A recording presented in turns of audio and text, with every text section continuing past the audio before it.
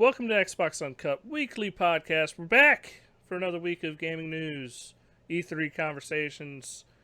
I don't know, like succeeding from the European Union. I mean, we could do it all. We're going to cover it all. We're going to talk about it all. The BREXIT is happening. We're moving into it. Look, when the BREXIT comes, to me the BREXIT sounds like a wrestler. I don't know about y'all. It sounds like a breakfast cereal. And the Brexit? Brexit is one of your 5 days. The Brexiting. Like, I'm sorry. I think I'm more of in WWE mode right now. I think you're all wrong. Brexit keeps your whites white. Maybe if you like pronounce it more like exit, so Yeah. Brexit. It doesn't. It sounds more like a zit rather than a breakfast. Yeah. Brexit. Yeah. Because when he comes through, he's gonna crush you.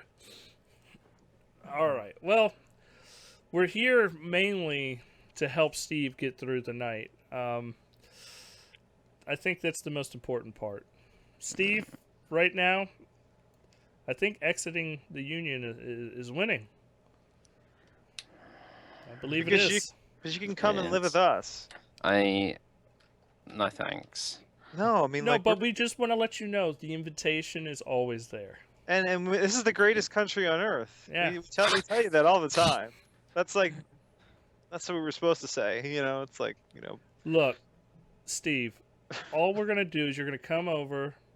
We're going to get you a 40, an automatic weapon, and I don't know. Some real fried chicken, not that KFC crap. Yes. Some real fried chicken and let you go to town. I mean, you're going to love it. Look, Steve, you can either be in a country that stepped on the moon or hasn't. So that's up to you. Yeah. America. And guess what? Look, we ain't part of no stupid fucking North American Union. To be fair, We're in all America. honesty, nobody would probably want to be in a union with you. First of all, it's called NATO. We created Okay. fucking everything. Okay. Like, every big world organization belongs to us except for the EU. The League of Nations, United Nations. Yeah, NATO. we started all those things. Good luck Yeah, with that. we are, you know, a world power. Yeah. Everybody, look, we're the group you join, not because you want to join. It's just like, I don't want You to have fucking to. piss them off. Yeah. Let's just join them, and that way you get, like, free military, and we don't have to fucking worry about them shooting us. It's like the mafia, the way you're talking. It's our protection. Yeah. Hey, But the thing about this protection, I just want to we shouldn't talk politics, but the thing about this protection is it's the only mafia where the mafia pays you instead of the other way around. Like, we pay for, like, the majority We're of the the suckers. Yeah, we pay for the majority of the UN. We pay for the majority of NATO. We supply all the troops, the money, all of it, and it's like, do you want to join? Well, I guess. Like, fucking, do we really got to do anything? No, not really. Just join. Just join. Wow says y'all are sounding very American right now. Yeah, that America. that's the joke. It is sort of a joke, I think. But No, America. Oh yeah, thank you, Guinness. Plus, we have the imperial Ireland. system. Free Ireland. Free Ireland. Fuck Great Britain. yeah, imperial system. Yeah, it's like the ultimate American thing to do. You know, like, fuck you guys, we'll do what we want. Hey, Latvia knows what's up. It's Latvia, right? All right. Well, I guess it's time to get back to gaming news. But Back. throughout I the don't think we ever podcast, hit gaming news. if you ever, well, at one point, sometime in this podcast history, we did. Wasn't there some kind of conference? I think there was a conference, right? Well, no, I just have to say, if you hear moaning in the background, it's not nothing pleasurable. It's Steve Rules watching the death of his country. To be fair, there's just been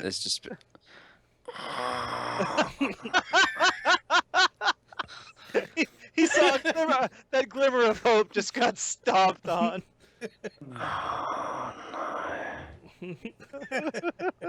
I mean, we don't even really have to do a show. We could just let fucking Steve just sit here and breathe in the A mic. reactions I was podcast. just about to say that there'd been 2 wins, and then as second as I was about to say it, another big loss came in. Oh, This is perfect. All right. Well, anyway, I hope everybody's enjoying our new layout. I've been working hard on it. More surprises to come in the future. We are definitely trying to spruce up the layout for the podcast and everything. We switched software to OBS Studio, so it's a little bit fancier, and I can I can juggle things around easier. So that's going to be the plan from here on out. You can juggle my things around anytime, Dustin. Oh, you know how to sweet talk me. All right. Well, before this gets too European, we need to move on. Well, shit! I almost forgot this part again. Introductions. Welcome to Show Vern. Who do we upset last time? I forgot. Oh no, it was Azriel Sorrow who's writing in this week, so I get to read his letters. Look, I remember. Yeah, he was all like, "Man, your show was great, but where were the introductions?" So that has been corrected. Yes. So yeah, I'm good. I'm well. That's what I should say. You're doing But well. I'd rather say good, like a Southerner. I don't care about grammar. Yeah. Well, hey, look. The more people use it, it just becomes correct grammar. It's true. It becomes its own language eventually. That's how Yeah. languages are formed. Man, I'm feeling pretty goddamn good. It's all right, Exactly. Brent. As far as I know, you're not bad, so I'm fine. Exactly. Exactly. It's all good. Yeah. Followed up by the one and not only Jason. Welcome to the show, Jason. What's up? I for one Always- vote for sovereignty. I would like my vote to be heard. Yes, that's what we need to do. How do all the Americans feel about the Brexit? What side are you on? well, the American news were trying to coin the phrase "Remain," and everyone over here was like, "If you guys keep that up, then we're done with you." We were Well, done with you for a long time. So You it's not guys gonna did make a come up with difference to us. Brexit, so It sounds like Eggs Benedict or something like a Brexit. All right, well, let's... what about second Brexit? Third Brexit? I'm sorry. Let's. Okay. We also have the wonderful Steve Rules. Good evening. I was waiting to hear like a moan or something. Like that's. It's okay. Well, the problem is that they keep putting up results, but it's actually just showing what they've already done. So I need to make sure that I watch the ticker at the bottom change, because I was just about to go, oh no, but actually it was just a previous result. So Oh. Right. Just a repeat. not that it was a good previous result. And we have a man all the way from E3 back again to the podcast. Welcome to the show, Tim. Hey guys, happy to be here. It's been a Happy to while, be man. Back. Yeah. How are you feeling? Most people get like sick after E3. I You got feeling good? sick. Yeah, got I got sick? sick. Yeah.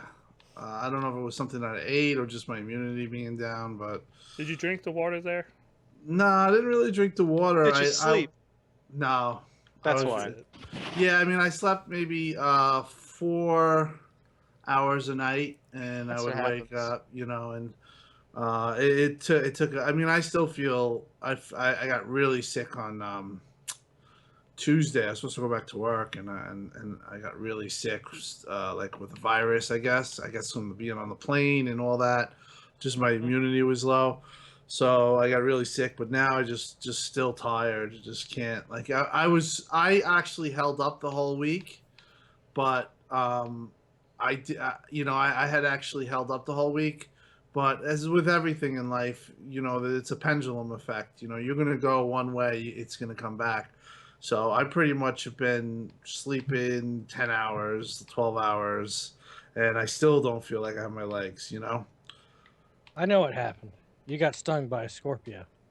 Exactly. I felt like I was stung by a Scorpio. Just like Eurogamer got stung by a Scorpio. All right. Overall though, we'll talk about it, but it was an amazing trip. Did you have more fun this time or last year? This time. How come? I just liked the conference better, and okay. I felt I know what I was doing this time. I didn't last time. I kind of didn't know my way. Now pretty much have the whole thing on.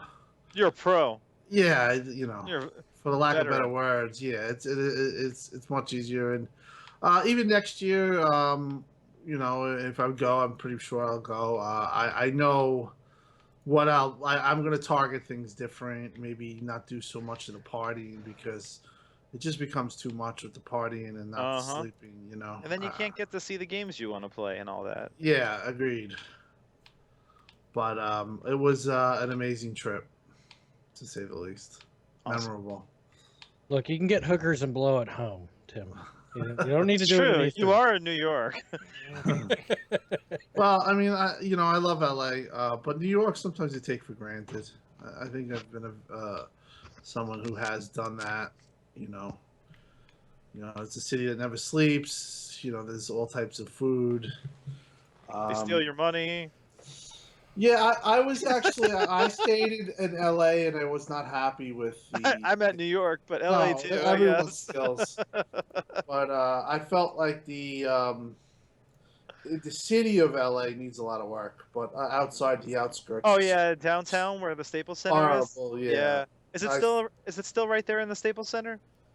Yeah, it's still Yeah. right there. That's not bad. It's just that you go 2 blocks in and it's just. It's Yeah, the hotels that dangerous. are right in that area. I mean, they're Yeah, I mean, I paid a lot of money for my hotel, and it was a beautiful hotel, but they don't know a thing about hospitality. I mean, they really, used to for the same price you could say in New York City, and you go downstairs and there's thousands of restaurants. It's safe. The places are scattered. There's closes, and I hate to say it. There's they definitely got to do a better job in the city as far as safety. You could, I would not bring a kid there at night, or I'd feel if it was a little uncomfortable for me, and I'm a big guy, and just people you see, and how they're acting, then that there's something a little off. So I think that they could do a little to regentrify that whole area. They should. It reminded me of the old New York City in 80s. Not as bad, but what happened was Giuliani came before in. Giuliani. Yeah. Yeah, when Giuliani came in, yeah. he pretty much put a cop on every corner. And I think in a way they need that, even though the laws and stuff are different there, like the places Yeah, closed at one, but there's pros and cons for gentrification, though. I mean, like, right. it can really hurt a city at the same time as helping it, and yeah, kind of one way or the other. There's going to be people who are opposite sides on that, Right. Remain or leave. I don't know what's going on, Steve. You haven't groaned at all, so everything is good right now. No, see, but if there they was- are, we're gonna hear yes. Yeah, like I'm expecting a full fucking. Well, I wasn't sure what sort of noise I should do for if there was a good one, because there was just a good result in Dundee, but then there was almost immediately another loss, so... I'm sorry.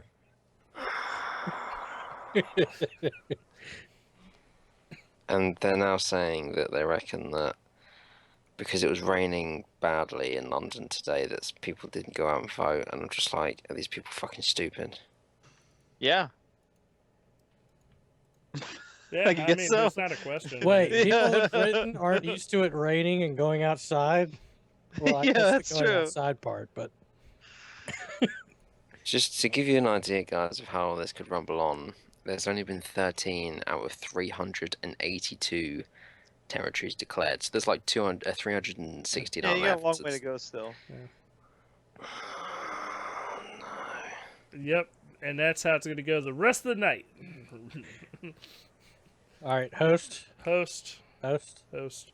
All right, moving on to letters. Oh, we're going to letters. Yeah, I told you we're going letters. Going to letters. Okay, well, thank you all for writing in. We have 4 letters, well, 5 sort of, but really 4. So, our stern talking to over the last couple of weeks has gotten us some letters, so that's good. Our first letter is from Diesel Dog 78. This is probably 4th, 5th time maybe this person has written in. Anyway, Diesel says, "What's up, Uncut crew? Once again, it's Diesel 78. I think Microsoft's E3 was okay. not horrible, but not internet-breaking amazing either. I agree the pacing was off a pinch, but enough for me to see what's going on. Microsoft tried to balance games and the transcendence of Xbox from being a static piece of hardware to any piece of hardware the consumer now decides to the spec to a degree to play their games. I also want to see a game that I couldn't play till 2018. I like the fact that they are showing me what I would be able to play within the year. I'm sorry, he said he wouldn't want to see that. I apologize. They can use Gamescom to show me what's beyond that point. It seems that some of y'all lack of patience is getting in the way. There's 2 major gaming conventions within 3 months of each other. So, response to that. Yeah, I mean, I kind of feel that way in a way because, I mean, the main story at E3 was Scorpio, and I don't know that. I think not- their big well, listen- story was. listen though, like as far as Scorpio is concerned, when you're releasing something in holiday 2017, are you really going to want to show your cards right now for those big games that are going to be launching at the same time as Scorpio? Probably not. You're probably I going to. think that they should have announced. I would have liked one. I Two. think they should have announced one game and said this also comes out on Holiday 17. I think so too, but I think their idea is they want to hold their stuff and make a big splash with Scorpio when they actually reveal the thing, whether or not that's at E3 of 2017 or maybe a specific event before then. You know, maybe it's in March or something around their hardware. Not to or something mention, like that. I think they want to get as many developers on board as possible. Possibly, so next E3 they can go, look at all these games coming to Scorpio. Look what they've done to upgrade them. What you're gonna get day one. Games that have already been released, yeah. that are Yeah, getting- exactly. day Like one games patches. you already own. You're not gonna have to pay Which- for these patches. Which they very well may need because Yeah. if Sony does release this year, they're going to have all those Neo versions throughout the next year until Scorpio comes out. So I think, yeah, that may be why they're doing that as well. But yeah, how do you guys feel? I don't agree with it not being internet breaking because over the past few week or the past week, it's been pretty much internet breaking. yeah. So I think a lot of media outlets are having a hard time. I don't think these guys have a hard time comprehending what's happening. I don't know if it's forced that they're trying to make it to where it's confusing and I'm not just talking about the confusing messaging, but like you got articles coming out lately about how Microsoft's leaving the game console business and just like all over the place, like people just pushing in all directions. A narrative, yeah. Yeah, I don't know if it's because I don't believe these people are dumb. Like, I don't believe that one bit. I think these people know exactly what they're talking about. I think they know exactly what Microsoft is doing, but I feel like they're trying to push an agenda. But I think so too. I do think. I think a narrative is trying to be shaped by people who don't want change. But that's just how it goes. yeah, Got it. Just ignore it. Yeah, exactly. But I mean, there's a lot of people excited about this announcement. There's a lot of people scared of this announcement, and there's a lot we still don't know. I mean, for the most part, they've been pretty good with their messaging. I mean, the main target, I guess the main points they've been trying to make are 6 teraflops, 4K, VR, and then more recently after that, no one left behind. That kind of idea that the games that come out on Scorpio are also going to come out on Xbox One. So if you have an Xbox One, you're still going to get support. You're still going to get the games you're going to play. It's just that they're going to play better and in higher resolution on the new console. So I think they've been pretty clear about that for the most part. and it's something we should address too, Vern, is the idea, like, don't be afraid of being a PC gamer. There's a lot of people that have come out in the past week going, is it all right if I go PC? It's like, yeah, it's like there's no one here is sitting here saying you got to buy a Scorpio. If you want to go out today and build yourself a GTX 1080 gaming rig, as long as you're on Windows 10, you're good to go, man. Well, They I was on Gaff and one guy said something about, well, I just sold my Xbox One to a friend and now I'm going to play on Windows 10. Well, that's exactly what Microsoft wants, Exactly. because that just got them a new customer for the Windows 10 store. And the person who was already on the Windows 10 store with their Xbox One is now moved to PC. So there's no issue with that for Microsoft. They like that. Yeah. And you know what? By the time the first Play Anywhere title comes out, you're going to have to pay to upgrade to Windows 10.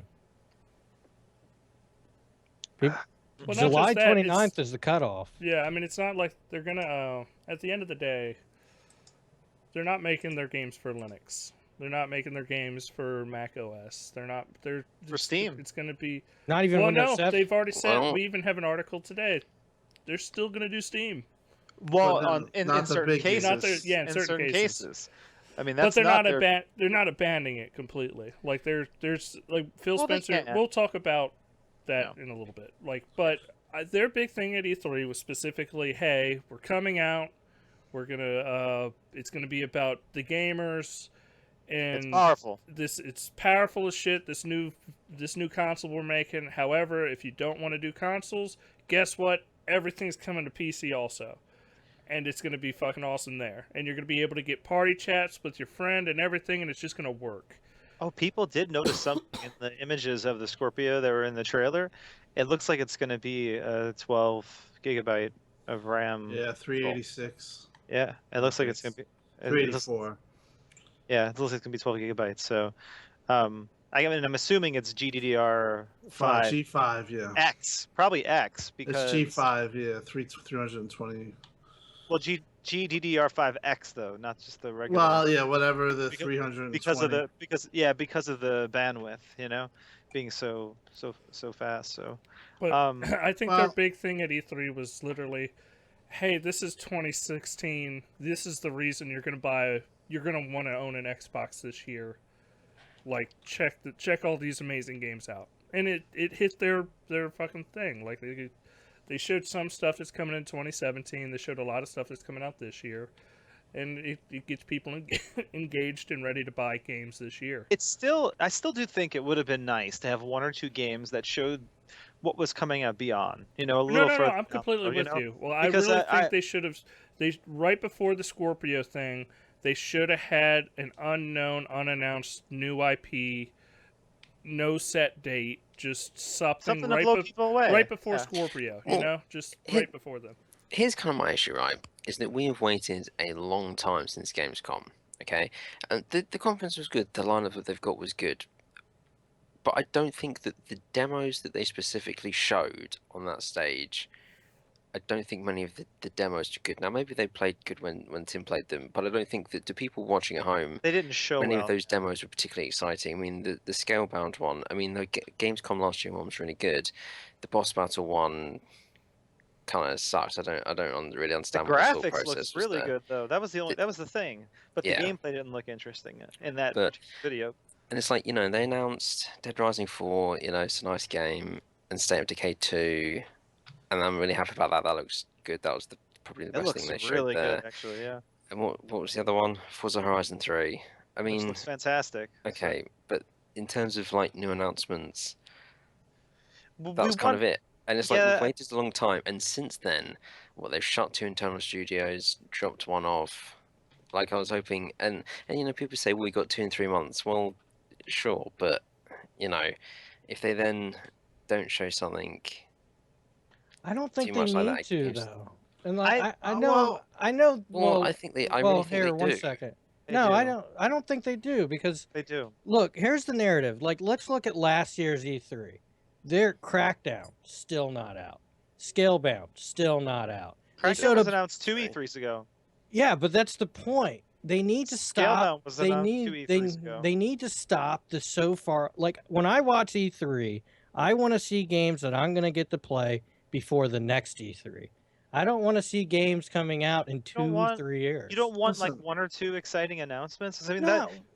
Forza Horizon 3 was an I exciting know- announcement for me. I- So I was know- State of Decay 2. I know we get on Sony about announcing something and then it doesn't come out 2 or 3 years later. That's a problem. But you got to admit the way they do reveal these games, it's always really done well. And I wish Microsoft could learn a little, at least from the way they reveal games at Sony, because I think Microsoft could learn a little about that and So do what things you a little bit better. What if Well, they had an orchestra? Which would that have been better? I was making fun of that orchestra I- right when it started. I know. But Listen, But, here's the bottom line in my take of this. You have Scorpio coming out in 2017. There are games. Shannon Loftus already said there's 14 games 14 in games, development. There are games in the pipeline. They didn't basically. I think they're going to have an event either at Gamescom or the 15-year anniversary where they're going to drop some games. This whole generation, aside from maybe 6-month drought, if you want to call it that, they've been delivering far better than anybody as far as I'm concerned. I would say this year, all we had so far was Quantum Break. Right, but that's a big AAA exclusive. I know, but that's all. That's all. It's been right. But pretty rough so far you're this gonna year. have The end of the year is good. The end of the year is No, great. but Starting it's September. always been that way with Microsoft consoles. Like it's always they always Heavy on pack. They always holidays. have heavy in the holiday, and they're light in the Well, year. you know what it didn't help is it didn't That help that Killer Instinct, too. Fable Legends got canceled, and that was Right. supposed to. Well, That hurt to a be lot. fair, no one was going to play that, so Yeah, but it was Well, still. That is, still a wait a it was second. still something they I'm going to had. defend Fable Legends. I would have played it for a good 10 minutes, Steve. So I don't want to hear no. Everybody. I had already bought characters in that game. I was Well- going to put some time into it myself. What you're gonna have at launch of Scorpio is you're gonna have a re-release of all these games: Gears, Tomb Raider. But Tim, the it- thing is, me and Steve at least, our opinion is that we want the next big thing. You know, we No, want I the can- no, I completely- understand that, no, but we I'm agree. just telling you The thing what's going to is happen. that next big thing is what they're lacking. You know, with the Xbox, It's they had not Halo. though. If you with the- look at the 2017 lineup, we're not even talking about 2016's Let It'll me- be packed. Crackdown. If you Let- look let at me finish, let me finish, 2017, let me well, no, finish. but if you Let look him at finish, let him 2017, finish. 2017 has a good lineup. We're Yeah, not. but not let complaining me about finish, that. right? They lack their next big thing, right? The Xbox had Halo, the 360 had Gears of War. These were big new IPs that went on. They went big. They were new. They were exciting. They were interesting. And Microsoft have had good new IPs, but the fact is that as far as we're aware, Well, the they're thing not is, they s- had that. They they're had not- that, Steve. They had it with Titanfall, but it wasn't theirs. That was the problem. well, You know. well, sure, but you know, No, but they've had a s- ton of games. They didn't fucking hit full stride, but Quantum Break, Sunset Overdrive, Titanfall. Right, they They've tried. had. Well, hold on. The two that they They've published there, it had doesn't sound like they're doing huge- sequels to either of them, and neither of them sold that great. Like, Yes, where's they but the that were- doesn't mean thing? they're not investing. Like they Trying, have, yeah. they have tossed money into that hole to fill that void. Yeah, but to be fair, like the kind of money that went Rise, into too. Sunset Overdrive and the kind of money that went into Quantum Break wasn't close to the kind of money that goes into a Halo or a Gears game. You know, and I think what Steve and I we wanted that, like for example, the Coalition, they're working on Gears of War 4 now. If they were actually working on that brand new IP, that would have been like the next big thing. You know, that would have been that AAA game with a ton of people working on it, with a lot of money going into it. That would have been exciting, and we're hoping that that happens soon. You know, and No, that's I what agree, feel and I that's think- what we are lacking. I And I think think Gamescom might that game would we- have also appealed to the user base a lot more than it seems like Sunset Overdrive and Quantum Break did. Absolutely, yeah. But you don't even know what that game Well- would possibly be. Well, It's a stealth game. I understand what It's a you stealth guys game, saying. Yeah. But my point is that they have pretty much given us a steady they have given us a steady stream of games and big Absolutely. games, new it's IPs. kind of predictable, but yeah. What I see Scorpio, I think they're going to have a big launch, but you're going to have games like Rise, maybe. You're going to have all those games re-released in 4K.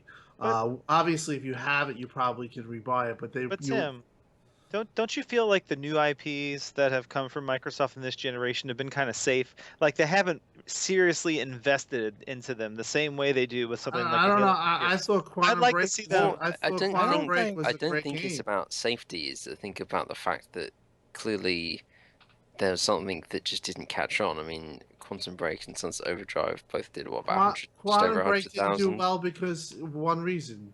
It was killed before it re-released when it was 720p, and that was the big talk. Well, Unfortunately, I don't think that's what did Quantum I Break. think it hurt it. I think The it video- definitely hurt it. the TV show hurt hurt a Quantum. lot. The That TV hurt show. it, but listen. At the end of the day, this generation, Microsoft has had it a hard way in a have. hard way, and Scorpio is trying to fix all that. Yeah. So Hey, and Tim, maybe like what we're saying, maybe they've been holding back that next big thing announcement because they want to do it timed with the Scorpio, and that's what Yeah. I was trying to say. Maybe they're gonna wait till the big Scorpio reveal, and if they do have a game that is massive, that has the potential to be massive, like a Halo, like a Gears, that's when they bring it out, and that's what I'm hoping happens. But I think a lot of us were hoping maybe that would happen this E3, and it didn't happen. Well, I mean, at the very least, listen. I agree. They could use a big game, but to Mhm. me, the Scorpio announcement, it's indicative of a lot of things. They basically have this thing out there that they have an underpowered Xbox and all the things that go along with it is pretty much now pushed away because this talk is now all Scorpio. It's like Jason said. We're a week out, a week and a half out, and the talk is Scorpio. So, from a perspective point of view, I think that they did a good job here and they did the right decision because there was some talk about not doing it, but just judging by the way everyone's acting, the way the media is, Yeah. what they're doing, they did the right thing. But did Sony beat them on the games? Yeah. Software front, yeah, 100%. Oh. They got You know their what? ass Here's handed. where I'm gonna have to interject because I completely disagree. You know why I completely disagree? Steve, how many games did Sony have on their stage that comes out 2016? Just how many? Give me a number. That doesn't matter though. It does matter. Well, no, how many? as far it as does being- matter. as It far as really being- Yeah, does. but No, hold as on. far as No, Sony no, no, no, went- no. but I didn't Sony- know. Wait a second. Hold Wait a on. second. I Wait a asked you a second. question. Wait. Jason asked a valid question. Answer the question, Steve. How many? Well, okay, I don't know. Right? One. They One. had one single game that's How coming many out. two- 2000? hold on, No, right. no, no. Let me. No, let me but finish. wait a Let second. me Let me finish. Wait a Let me second. finish. Wait a second. Let me finish. Let me finish. How Well- many 2017 games with a release date were on Sony's stage? One. That's it. They had one game for 2016 and one for 2017. Well, a lot of the With the VR release stuff date. actually was probably. I don't include the VR because that's all experiences and game demos. Eh, But that's the thing. games. That all these games Pretty much. are Wait a all second, far Jason. out. Wait a second. I want to squash something. All those games you just said, like every impression, every single one, even on like OBS and everything, they all say the same thing. It's they're not games. But all You're that standing there throwing something like time they're not periods, games. time periods thrown out though. If you're not even thinking about release dates, it was still an exciting conference because we saw new stuff. We saw Spider-Man, we saw Days Gone. Yeah, but it's also Horizon a looked forgettable awesome. conference. It was wasn't. yes, it was it not. was. It was not forgettable for me. I In saw a lot of games. I was very interested. In 2 months, will we really be talking about Sony's conference? No. About games that don't You're not- come out for You're 2 not to going to be 3 talking years. about any real conference. You might Yes, talk about the games. we're going to be but- talking about Scorpio is going to be launch. till 217. but- that's no, that's the talk. To but- them. No, but- but you're going to be talking about Sea of Thieves. You're going to be talking But- about all the Xbox games that are coming Absolutely, out this but Christmas. I watched that conference, and within the first 20 minutes, I was like, "Wow, this is cool. I'm seeing a lot of new stuff. This is really awesome."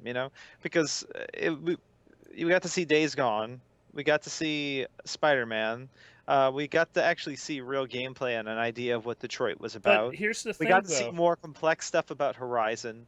It You're was a saying really we good got to see a conference. bunch of stuff, but at the end of the day, I got to see.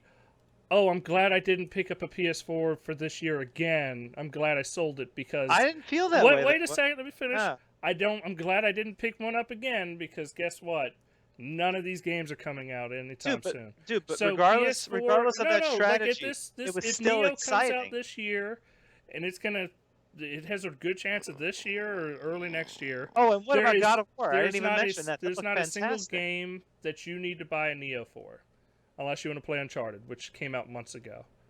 Like, Like- there's no reason to All buy the it. third-party stuff. If you're Look, already got a PS4, and I'll you want come it. back. I'll come back down on the thing. I'll give you.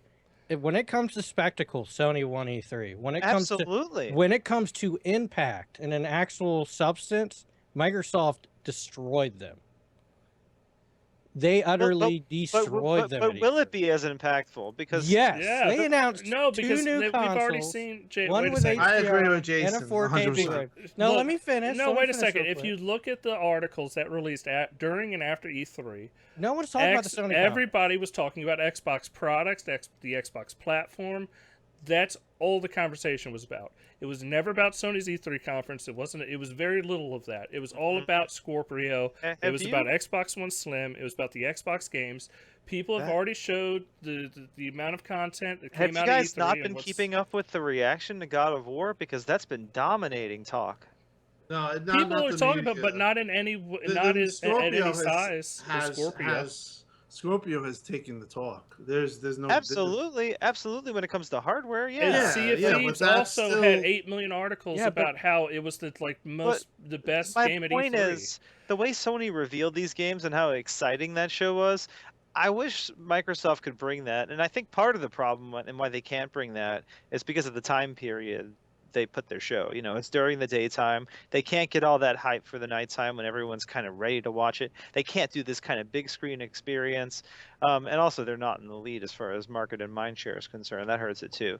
But I feel like they could learn a little from Sony in the way, as far as the spectacle is concerned. And like I said, I would have liked to have seen maybe one more game that's like the next big thing, something that's maybe I would have just liked to have later seen 2017, something 2018. You know?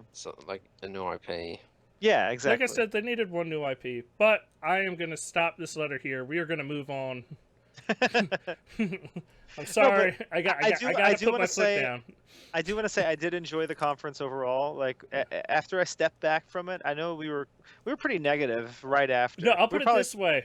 Kind of funny, fantastic conference. Giant bomb, amazing conference. Xbox Uncut, Yeah, we were very mad about it, you know. And then, but when I thought about it, when I sat away from it, and maybe like 3 or 4 days later, and really evaluated everything that was there and what I saw, I thought, wow, there's a lot of good stuff coming that I'm really excited about. I'm really excited about the Xbox One Slim, especially with the HDR support. That's going to be awesome in Gears, awesome in Forza. So, I still think it was solid. I think we were the most negative podcast. I think we had our expectations set way too high for this conference.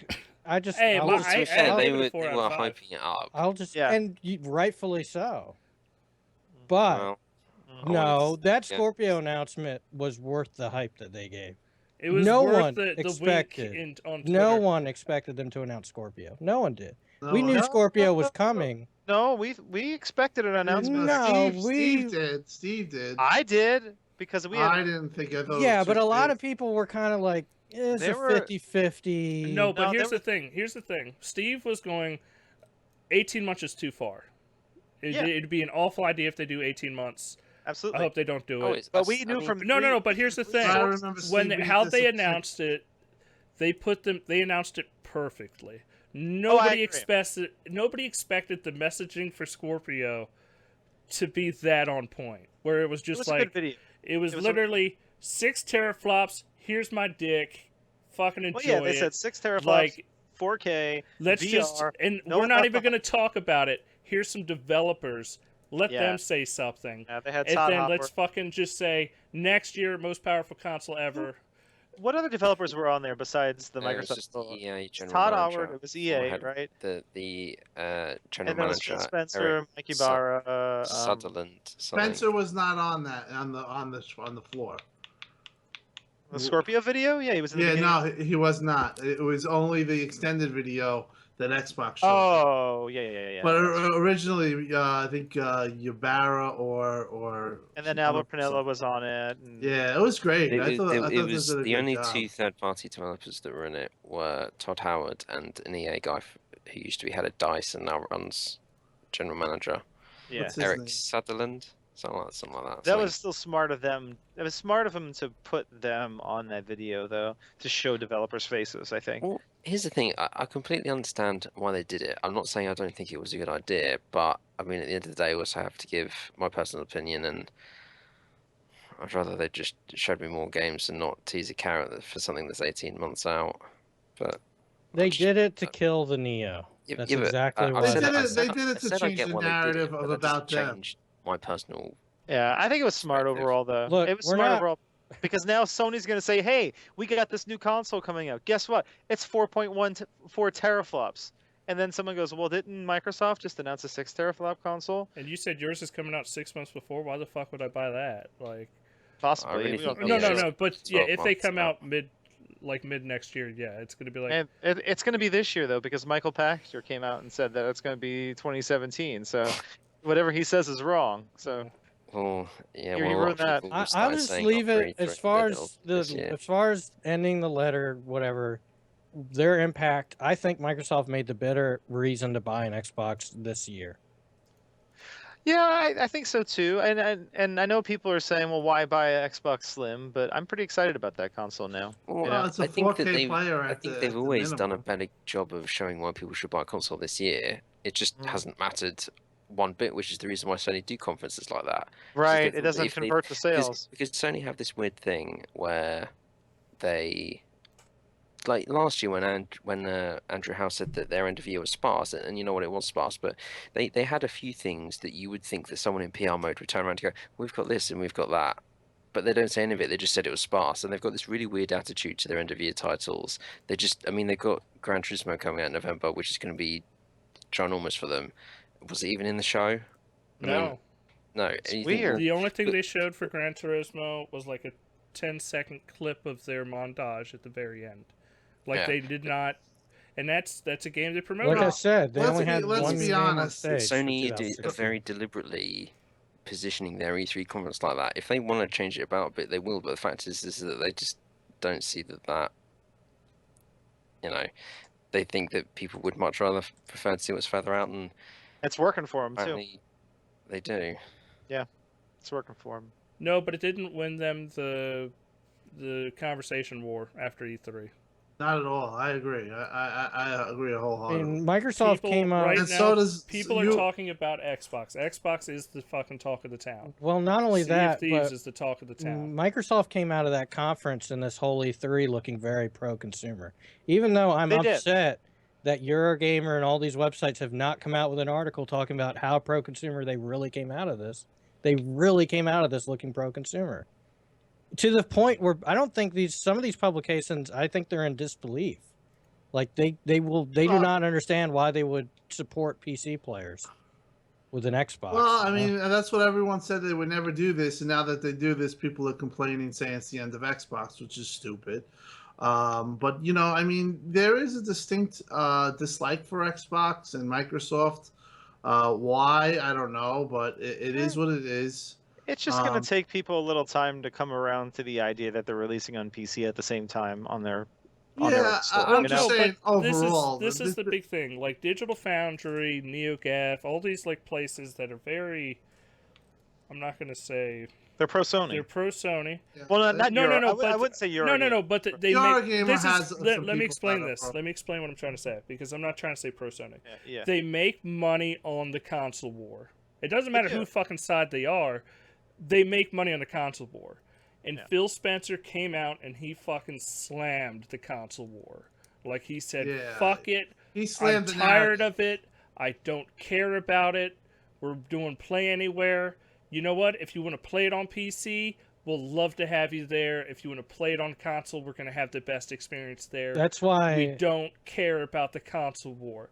And then the person was like, why are you trying to hide their numbers in that one interview? And he was like, because that's not the narrative we're talking about. We want to talk about game experiences, not hardware. We're very proud of. I said we don't make money off hardware. Yeah, He flat he's out like, said it. we're proud of where Sony and ourselves are at. We love that the industry's thriving. We're not going to be in the conversation of how are we going to sell more consoles than Sony. We don't care. Well, they like it, but No, but at the end of the day, this way, if they can sell more software, who cares? the thing is, it's though, more about, they're- like they said, If the they're shoe not- ends up they're on the not- other foot with No, it's hardware, not, it'll be Steve. interesting That to is see. bullshit. If they are on a very hard metric. yeah, but By going on by active users, it doesn't matter if Sony sells 1 billion PS4s. If only Sure. 10, because this is what happened with the Wii, and I'm not saying Sony's going to be anywhere near They're- what the Wii is, but They're in like competition it doesn't with matter themselves if in you a have way. 100 million consoles. If software is selling the same between a console with 20 million users and 100 million users, a developer doesn't fucking care. They just want software sales. And if Microsoft can give them their software sales they need between giving people games on Windows and Xbox, they're this going is to the be problem. happy. you're assuming that third-party sales are actually going to happen in the Windows 10 store, and they haven't so far. And there's a good chance they won't in the future. And the thing is that Microsoft actually makes quite a bit of money from getting a cut of those third-party sales on the Xbox. So if they're not selling Xbox Ones, they're not selling Scorpios, and all their people are moving to PC, but they're only buying exclusives, that's a big loss in money and for the division. And it may it may make things not be so good. That's the worry, you know. Except they're building their way to make the Windows Store the best place to game. They're making it so They when got a you lot of go, work. no, they have work to do, but when you figure, oh, Vern, might all not- those Xbox games, we're gonna like all your Xbox games going forward, they're play anywhere. So when you go to your PC in But the it's not future, third-party wait, games. wait, no, but you go to PC in the future and you go, oh, yeah, I can just download Halo 6. Oh, I can just download Forza Horizon 3 on my new computer. Oh, I can just download. No, but it gets you in the store. And then when you're in the store and you go, oh, you know what? I can go ahead and buy that one game. Then I can have it on the Xbox and the PC. It's there. It just works. It gets you in the On store. my Surface. And for them, active users is key.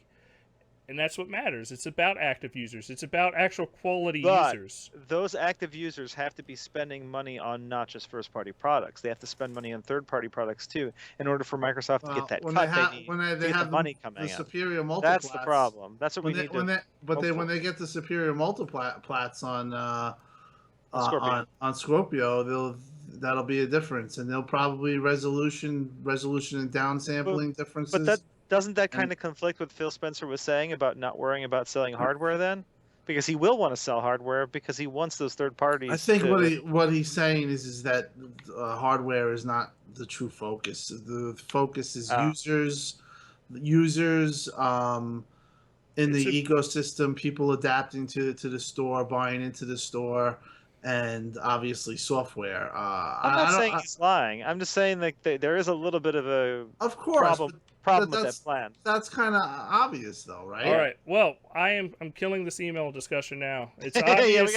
I think we all agree. It is obvious that they need more work on the store. Yeah, they do. But and it's definitely the future for Microsoft and its endeavors. Yeah. All right. Okay, next email. Next email. This one's actually from Asriel Sorrow. He's a guy I met online and playing Overwatch. So he says, I would like to get your take in layman terms about what all the new power of the Scorpio means to the average gamer. Also, Phil Spencer recently said to Eurogamer that if you don't have a 4K TV, then Scorpio won't do much for you. This seems odd to me. Shouldn't at least guarantee most, if not all, games will at least run at 1080p and 60 frames per second? Should I just move to the Slim if I don't think it'll get a 4K? It'll get a 4K in the next year or so. I'll hang up and listen. LOL. Thanks for the insight. Do you All mind right. if I answer this? No, I want to go through. I want to break this down a little bit. So, they don't exactly know if the game that you play on Xbox One is going to be the same game as you play on Slim or on the Scorpio. They're having that conversation with developers because there's no reason. Phil Spencer in the Giant Bomb Show on the after show specifically said they're having those conversations. So why would you download certain textures or certain things that the Xbox One Slim would never be able to use? I don't think he asked about that. Yes, he did. You can go back and listen. He definitely did say this. He says, why would you download that if you're on the Xbox One Slim and not the Scorpio? That's the conversation they're having with developers. They're figuring that out now. So technically, the Scorpio, he came back out and said, look, there's going to be a difference because it's going to be a different game. No, I'm saying that's not what Asriel Sora was asking actually in this question. He wasn't asking about like the extra content you'd have to download for the 4K version and stuff like that. What he's asking, and I've already... Yeah, what he's asking about... he's asking, is there any difference, right? He's asking if like you buy a Scorpio and hook it up to a 1080p television, shouldn't it run games at 60 frames per second? No. And the answer to that is we don't know because like it's probably not. Because what happens is 60 frames per second is actually something that a developer is going to make a decision on right from the beginning. And that's going to be 60 frames per second probably on Xbox One and 60 frames per second on Scorpio. The difference is going to be resolution, effects, things like that. No, but that you were misinterpreting what I said. Yeah. What I was saying is the Scorpio could have a version of the game that runs at different. It's not going to be like it's the exact same game. The Scorpio can just down-res it and run it at 60. It's going to have a unique version of the file, game. Yeah. Files, so just because you get the Scorpio doesn't mean it's just going to run the game at 60 instead of 60 on 49 on the Xbox One. There's a bunch of different things people are missing. One, like they've been saying over and over and over, it's up to the developers. Microsoft are not forcing developers to offer a 1080p superior version. If the developer wants to come out and make it to where you can switch the game to 1080p with higher effects, that is up to the developer. Microsoft is not forcing that. That is why Phil Spencer is not just going to come out and go, yep, every game's going to have a mode where you can just run 1080p with everything turned up, because he's not forcing that. But and on it's- top of that, I'm sorry, continue. well, I was just going to say, on top of that, some of these games are CPU bound. No matter what you do, it could still have to run at 30 frames per second because Absolutely. of the CPU. So, Especially if they're running at 4K. Like, it's... And the thing is, within Microsoft, most everything's multiplayer. You know, and when you're doing something multiplayer, you don't want someone to have a competitive advantage over the other, even in co-op situations. You don't really want that. So, it wouldn't be a big deal in co-op. but it's still not going to happen. The only I mean, time you're ever going to see it is card games, where the Yeah, card, like, yeah. but then there's no reason it wouldn't run. But like, it would be really It's- simple bullshit. But games. internally This is within pretty Microsoft, well, let me finish. Internally within Microsoft, and from what Phil Spencer is saying, they see this as a 4K console. They see Xbox One S as a console. If you have a 1080p television, it's fine. It's going to play all the same games. It's going to look pretty good. But if you got a 4K television and you want to run all these games in a higher resolution, you want the fancy graphics, that's the console you should get. They're going to both play the same games with each other. They're probably going to both, if a game's at 30 frames per second on one, it's probably going to be on the other. If a game's at 60 frames per second on one, it's probably going to be the same on the other, at least internally within Microsoft. Now, when it comes to third parties, they're going to do what they want. Phil Spencer's going to let them do what they want. But I think they would hope that they would stick to a similar thing. No, I think because he's that's the already come customers out they're and said, targeting. like, if it's a Yeah. first-person shooter and you're playing online, you can't have a 60 version on Scorpio and a 30 on Xbox One. Competitive Like, reasons. in competitive scenes, the frame rate, if you're going to be playing each other, you have to be at the same well, frame the good rate. thing about that is a lot of competitive games this generation have done a good job at having a 60 frames per second multiplayer version. Yeah. Now, the one particular thing, and a lot of people found this confusing, and it's confusing because Phil is being so goddamn truthful, and he's honestly being, I don't want to say anti-Xbox, but he's being very, he's not selling the console, and it's really strange from a guy in his position. What he's saying is if you have a 1080p TV and you're buying a Scorpio, there's going to be games where you're not going to see a huge difference, and it might not be in your interest to even buy a Scorpio. Yeah, you're just going to see some super sampling possibly. Yeah. And maybe a few extra effects. You're not going to see a frame rate difference. And per the se. reason that sounds odd is because he's telling you not to buy a fucking Scorpio. Yeah. That's why it sounds odd, because you'd expect him to go, no, you should buy a Scorpio no matter what. But the reality is if you do not have a 4K, and I know a lot of people are saying, well, what if they just do 1440p? You're not going to see 1440p without a 4K TV, guys. You need, that's why they're pushing the 4K thing, is they want people to understand that if you want the full benefits of this console, you're going to want a 4K HDR TV. Absolutely, but there will be situations where, let's say, okay, Battlefield 1. Okay. Yeah. That's going to be at 720p, 60 frames per second on Xbox One, more than likely, based on all the other games that have been on Frostbite. On Scorpio, it'll probably be maybe 1440p or higher, 60 frames per second. Maybe is my super guess. sampled. Yeah, but if that's the case, if you run that version on a 1080p television, you're going to be seeing 1080p 60 frames per second compared to 720p 60 frames per second. You'll just And that's get downsampling. And that's a big difference. Yeah. That's a huge difference, you know. So someone who does have a 1080p television will see a big difference in that situation. Now the thing is, that's not the norm, you know. More than likely, You're not going to have games that are also pushed to Most 4K. most games are at 900p or higher on Xbox One. There are actually a lot of 1080p games, even though it gets a lot of shit for not being a 1080p console. There are quite a few 1080p games on that console. So, yeah, I can see in those situations where you won't see that much different. You know, you might see more 720p games down the line on Xbox One just to scale it, because they are going to probably develop as For the much as they Scorpio. for the Scorpio. So you might see a game that might have been 900p if they developed solely for Xbox One. It might be 720p because they're pushing the Scorpio version that much further. And I wouldn't be shocked if you see a lot of variable resolution games going forward. That's By the way, yeah. I don't want people to get the idea. Don't get hung up on the idea of 1440p. It's not going to be 1080p, 1440p, and 4K. This has a 4K frame buffer, so no matter what, it's sending out a 4K signal. Unless it detects it's 1080p, then it sends out a 1080p signal. Yeah, The and more than difference likely they'll is be doing it's going to dynamic run resolutions.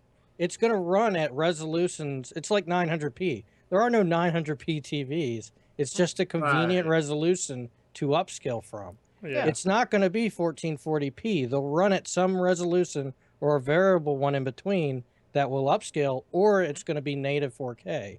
Yeah, more than likely they'll, even in 60 frames per second games, I wouldn't be surprised if the norm, at least internally within Microsoft for those games, is actually 4K with variable Yeah, resolution they're going gonna- all the way down to 1080p maybe, and it'll just Right. go up and down depending on what's going on screen at any given time for a 60 frames per second game. For a 30 frames per second game, we'll probably see quite a few 4K games. Now we don't know things like HDR. I mean, it's an industry standard, so I do believe that I think Neo. all uh, games will be HDR. Yeah, probably.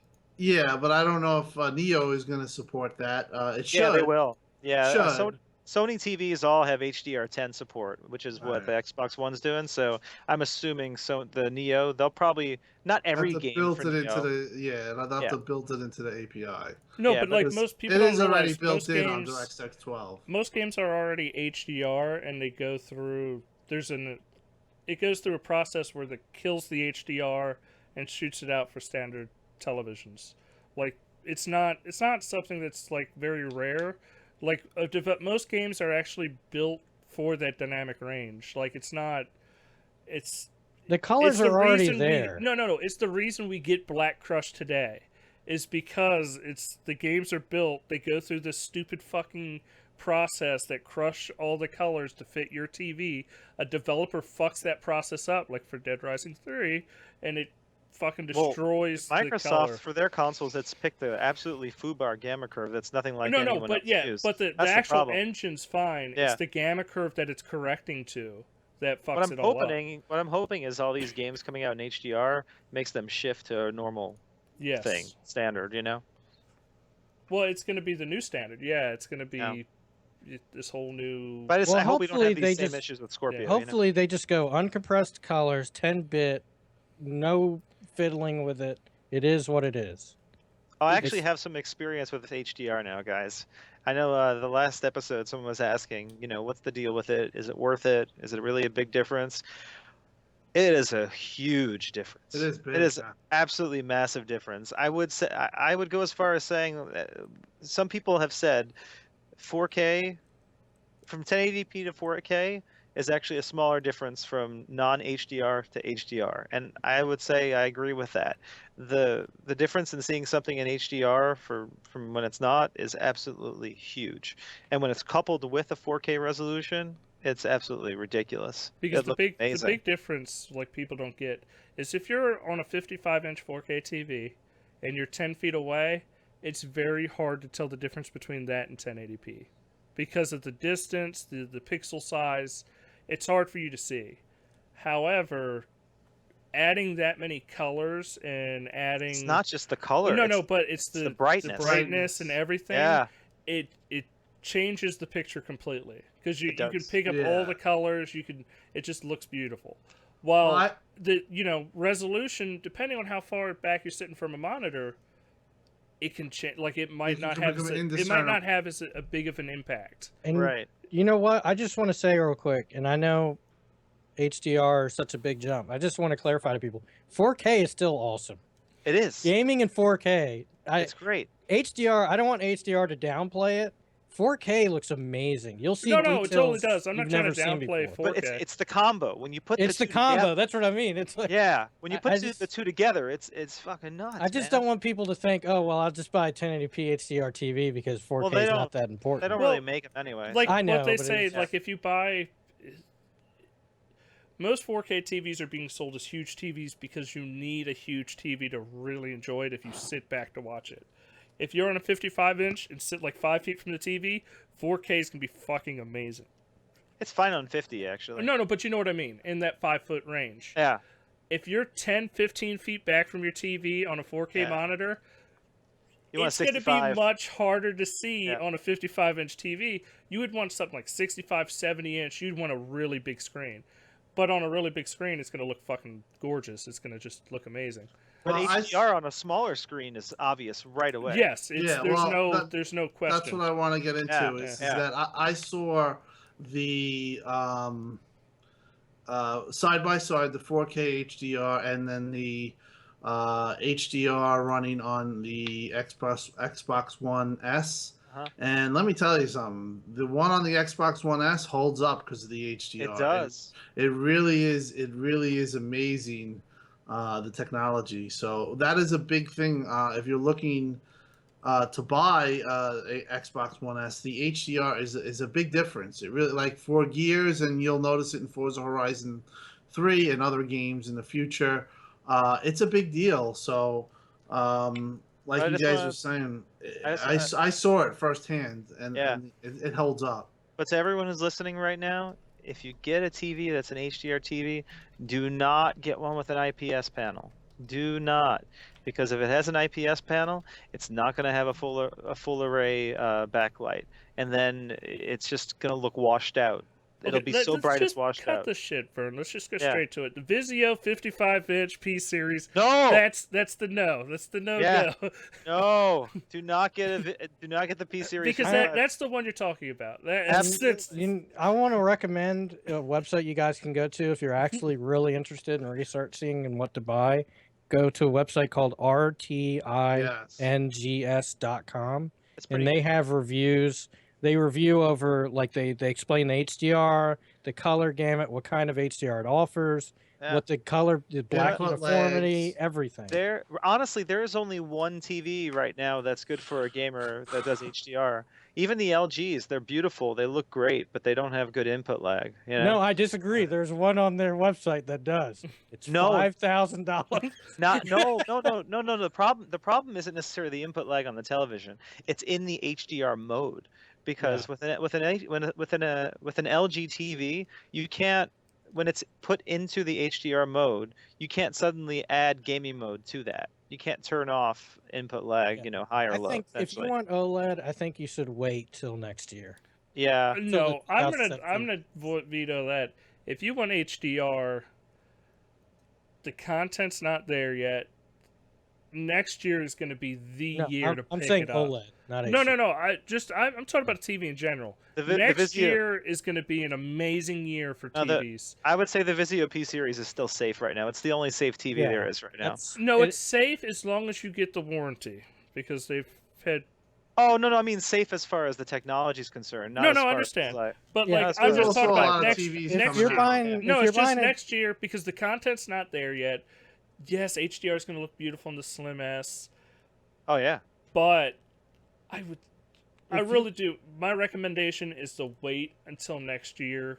You're going to get a 4K That's gaming it. system. You're going to get amazing content.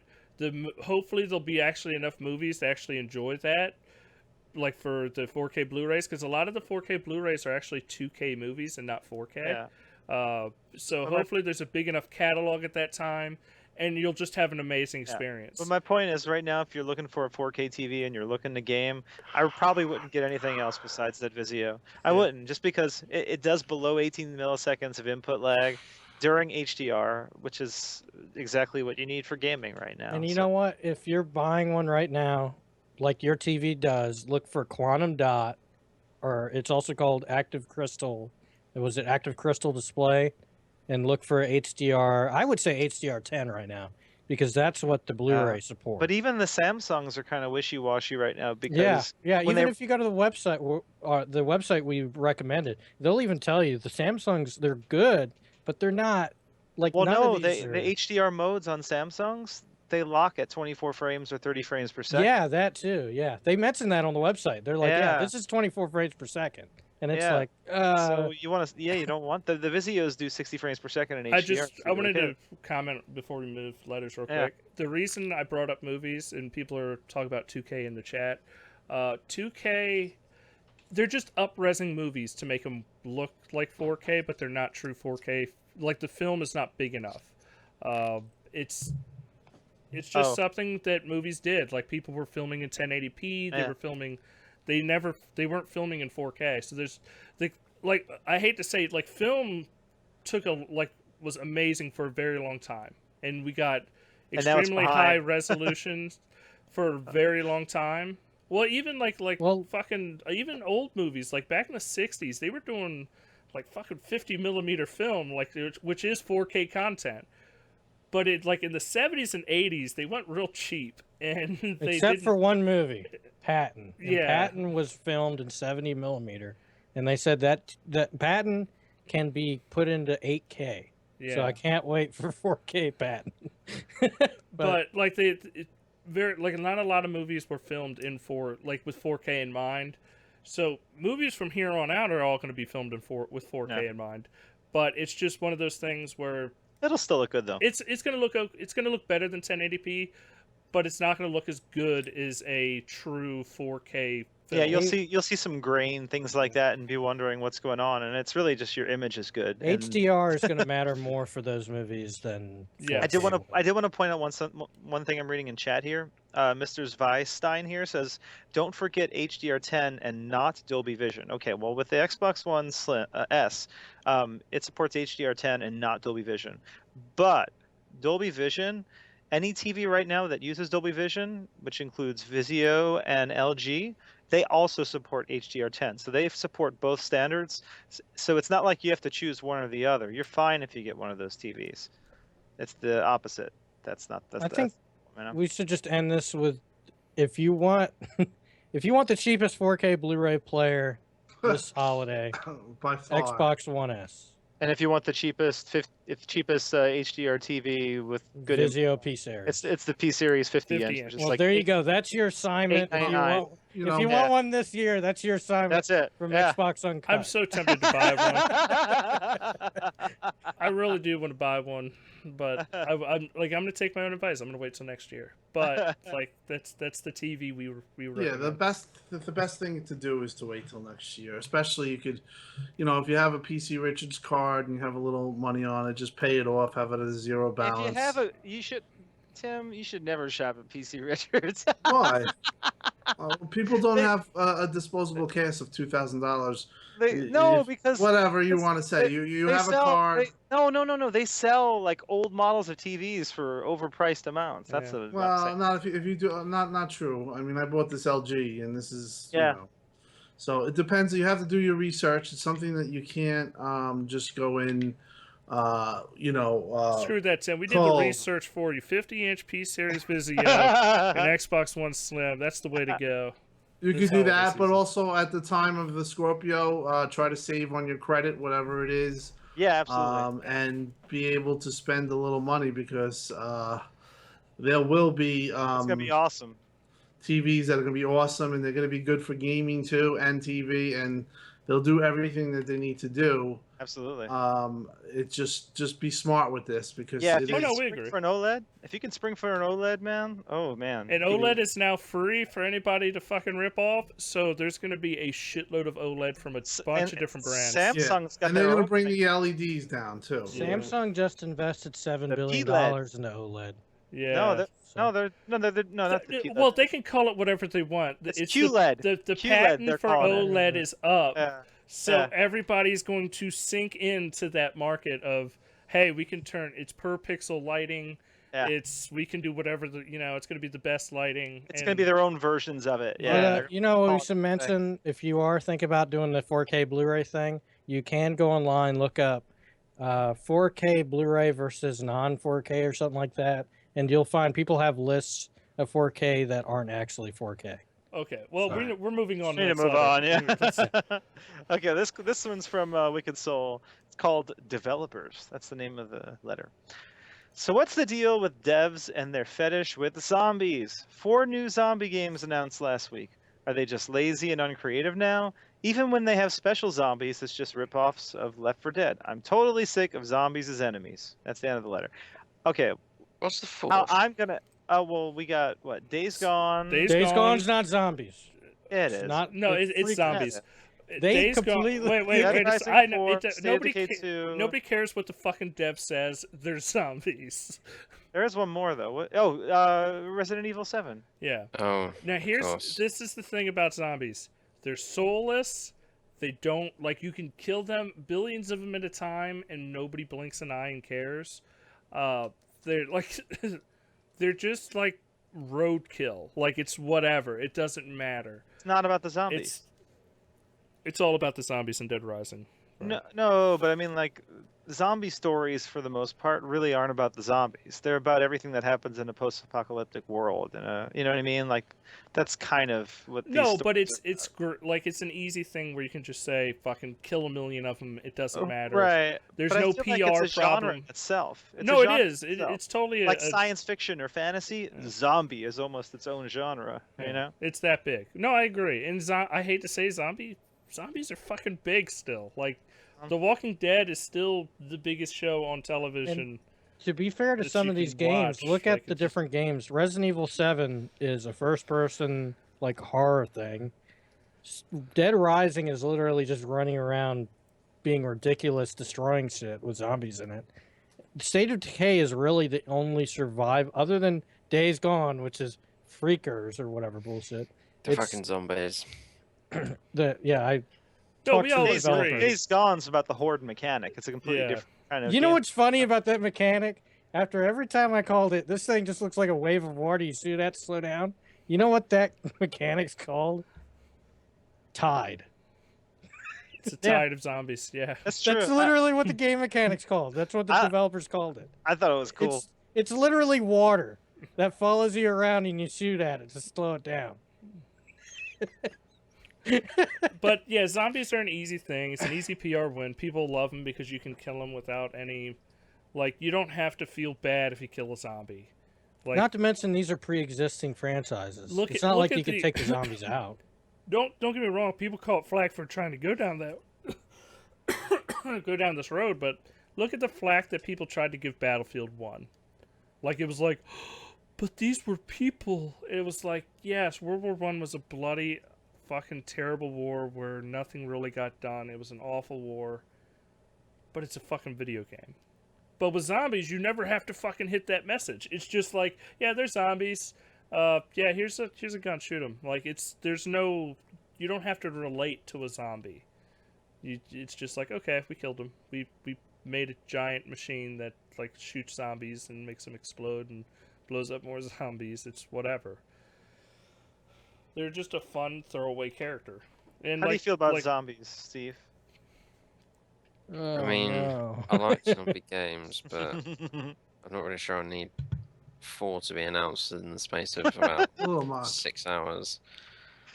I just, you look at the zombie mechanic and I mean, they're all not necessarily similar in gameplay because they are trying to do different things, but in terms of how the enemies react, I mean, they're obviously very similar. It's can't you come up with something else? I'm quite happy with 1 or 2, but 4. and you're Well- forgetting about The Walking Dead Season 3 for Xbox. Oh, Well, like yeah, I that's said, true. only one of them were a new IP, and the rest of these are pre-existing franchises. You can't really expect Dead Rising to not have zombies in it if they made Well, another I one. just Sure, but- you know what I feel. I just feel that it's a safe route, and unfortunately, these developers, and I've had this criticism.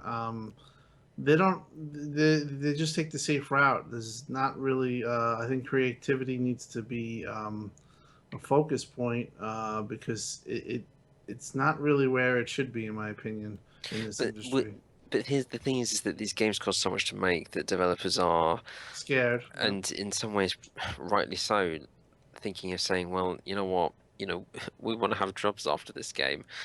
I've got a family that I need to provide for, and if they go and make something incredibly risky and it bombs, I mean, regardless of who the publisher or whatever it is, if you go and take a huge risk, then people look at The Last of Us, which, I mean, okay, people can also say they're not zombies, but they're undead virus things. I mean, if it looks like a duck and sounds like a duck, I mean, you think, well, fuck you. If that's what people you want, can say then... it's not zombies as much as you want.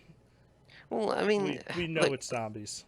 Yeah, I think what hurts the creativity and is what you said, that the safe route. I also think that video games has a little bit of political correctness that they have to carry out. They can't do in a movie. You could pretty much do what you want. You can have really crazy scenes and that type of stuff. But when you do that in a video game, it becomes a problem because I guess your games are gearing for children. But I think there needs to be a little Well, not just that. leniency. You're kind of in control of things as a gamer. So Right. like depicting rape in a movie and depicting rape in a video game is very different, especially if your character is the one doing Right. it. You know what I mean? Like that's Right. why there's a real disconnect there. Right, or there's but I think in a way that hurts it. Maybe not on that level, but on a level of where, you know, Well, yeah, I wouldn't say an you extreme have example, but right. You have to be, if for whatever reason you have to be real safe on the video game, and I think sometimes that, it kind of hurts the industry because, if somebody has a real abstract idea, it won't get. First of all, it won't pass the vetting period because if somebody thinks it's outrageous or it's too much, they're gonna go crazy. Now, I mean, the game that game that came out recently, it was pretty bad. It was like you become a terrorist and you go around. Do you remember the game? It was about released a year ago on Steam, where hatred. yeah, hatred. Now that was a Yeah. little bit over the top, but it was something that obviously was played down. But there is a heightened sensitivity with that type of content with video games, and I think sometimes it hurts it. No, but at the end of the day, video games are art. Like in the U.S. they've gone to court and the judge has said video games are art, and they self-regulate, and that's why you cannot buy adult-only games, and like games like Hatred, which are adult-only, they're rated that high, Mhm. and they're not. You can't buy them at GameStop. You can't buy them like Steam took it down. Like everybody, they don't want to. It's not that they're not going to support the market. It's just like, we don't want to be related to that. So we're not going to do Right. adult only And games. you know what? However, if you want to get, I am complete. I never played Hatred. I would never play that type of game because I think it's just too far. Right. But I'm going to support them 110%. If somebody wants to create a game where you play Hitler and you're killing Jews and you're doing like it's the most obscene thing you could ever think of, I'm going to support them because it's their I would support no that. it's their art, and if they But want to do it, but that it's a doesn't mean anybody has to buy it. It doesn't mean anybody has to fucking support it. It doesn't mean but they have a but right to make the game. I don't think they do in the case like that though, because that's like supporting. No, I don't see. I totally disagree because it's It's I am freedom of not a expression. Holocaust denier. Right, I do but, not deny the Holocaust ever happened. However, I support the rights of people that want to deny it. Just But- because I don't agree with This those is another. people. That's another extreme example, but Yeah, that's like, way in, extreme. in the case, no, but I'm about to give a really extreme one. In the case of something like fake snuff, would you can't? Why would you support that? Like it needs to be illegal because that's something that you know what I mean. That promotes a It lot promotes of it, even if it's not hurting anyone in that process because it's fake. You know what I mean? I still it's- support it. It's art. It's freedom of expression. It doesn't like even if I don't like it, I'm going to support it. I would rather live in a country that will allow it to exist than one that would not allow it to exist. Whether or Well, I not mean, I would It's freely it's want not. to be I do not involved have in the it. right to. I can't agree on that. I do not have the right to. I think you're gonna have if- to have a happy medium. You can't have. I don't think you can have a happy medium. Like you either consider it art and allow people to do what they want as long as they're not harming others, or you don't allow it at all. But I'm not there talking is- on there that is no level. I'm medium. just talking on a level where it's not even. That's like No, to but me- like I said, GameStop will never sell this game. You'll never find it in a Walmart. You'll never find it anywhere except for online, and it's the guy's art. And you cannot sue that guy because he made art. I can't go around suing people because they deny the Holocaust. Even but though I you think that is also- an awful thing to do, and I totally disagree with those people, and there's more evidence for the Holocaust and pretty much anything else that we have, but people still deny it. But that doesn't mean they don't have the freedom to make it or to absolutely believe they that. can But make you it, also but got- it's you not going gotta- to go on a store though. No, can't- but No, I that's never what said she's that's saying, what I just though. said. Yeah. It would never be on the store, but I will support their right to do it. No, I Just understand not what on you're the saying. store. You're saying that the freedom of speech should be kind of No, it's the freedom of oh, speech. Like it or Freedom of speech love applied it to or art. hate Yeah, that it. makes sense. But Love it or hate it. It's the free. But like what you're it's covered saying, by the freedom of industry speech. is going to police itself in Yes. its own way by Right. what it And puts that- And that's why but the you industry also- would not support I'm it. not but talking it's- that game's going to be horribly offensive to everyone. Yeah. every- Well, no. There's a subset of insane people. But But you know okay. what? No, in the middle of all this controversy, and it relates heavily because it's a game that was at E3, I have a huge respect for Mafia 3 going out. KKK is going to be in the game. They're not holding back on any of the racism. That game is going to be completely raw. And I love that. I think that's awesome that they're not letting anything hold back the narrative they're trying to sell. But And I you're not think- controlling the KKK in that game. No, of course not. No, but but if you're you a black were- person being yelled at obscenities. They're like Right, like they and said, it's- the N word is not being held back in that game. So it's showing that it's wrong. That's what I'm saying. That's why Yes. it's okay. When you flip around, when you flip Right. it around to the other And you were side, burning. Like if your game was based on you going Yeah, then around it becomes burning a promoting hate crosses. fantasy. Then it becomes Yeah. a hate fantasy, and that's yes, you don't that's a want real problem, you know. No, but I think people are allowed to make hate fantasies. It's fine, but they just will never be sold at GameStop or any other big distributor. You'll have to go online and buy it on their private store. Well, yeah, and you but can... that's not what we're really. No, but I mean My that's what point- we're my covering. point Like, overall on we're the talking whole about thing- creative. Yeah, I don't but even know how we no got down to this creative fucking... freedom or whatever. creative but freedom. Like, my- people have a right to make my- whatever they my want. take on it is that and we're going really on a different level. But my thing is that the video game industry, for whatever reason, is held to a much higher standard. Because it that- self-regulates. Right, and that's part of it. And I think that hurts the creativity from these gamers, from these developers. I think that they always have to take the straight line narrative, and they can't have, I mean, No, to me, I think most games can do a lot.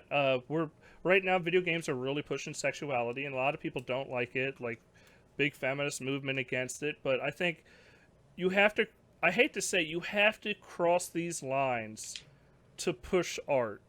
If you hold back art and it's just like, well, don't make sure she doesn't show her shoulder straps. She needs to be dressed like a Mormon because somebody might be And offended. Like that's- that is wrong.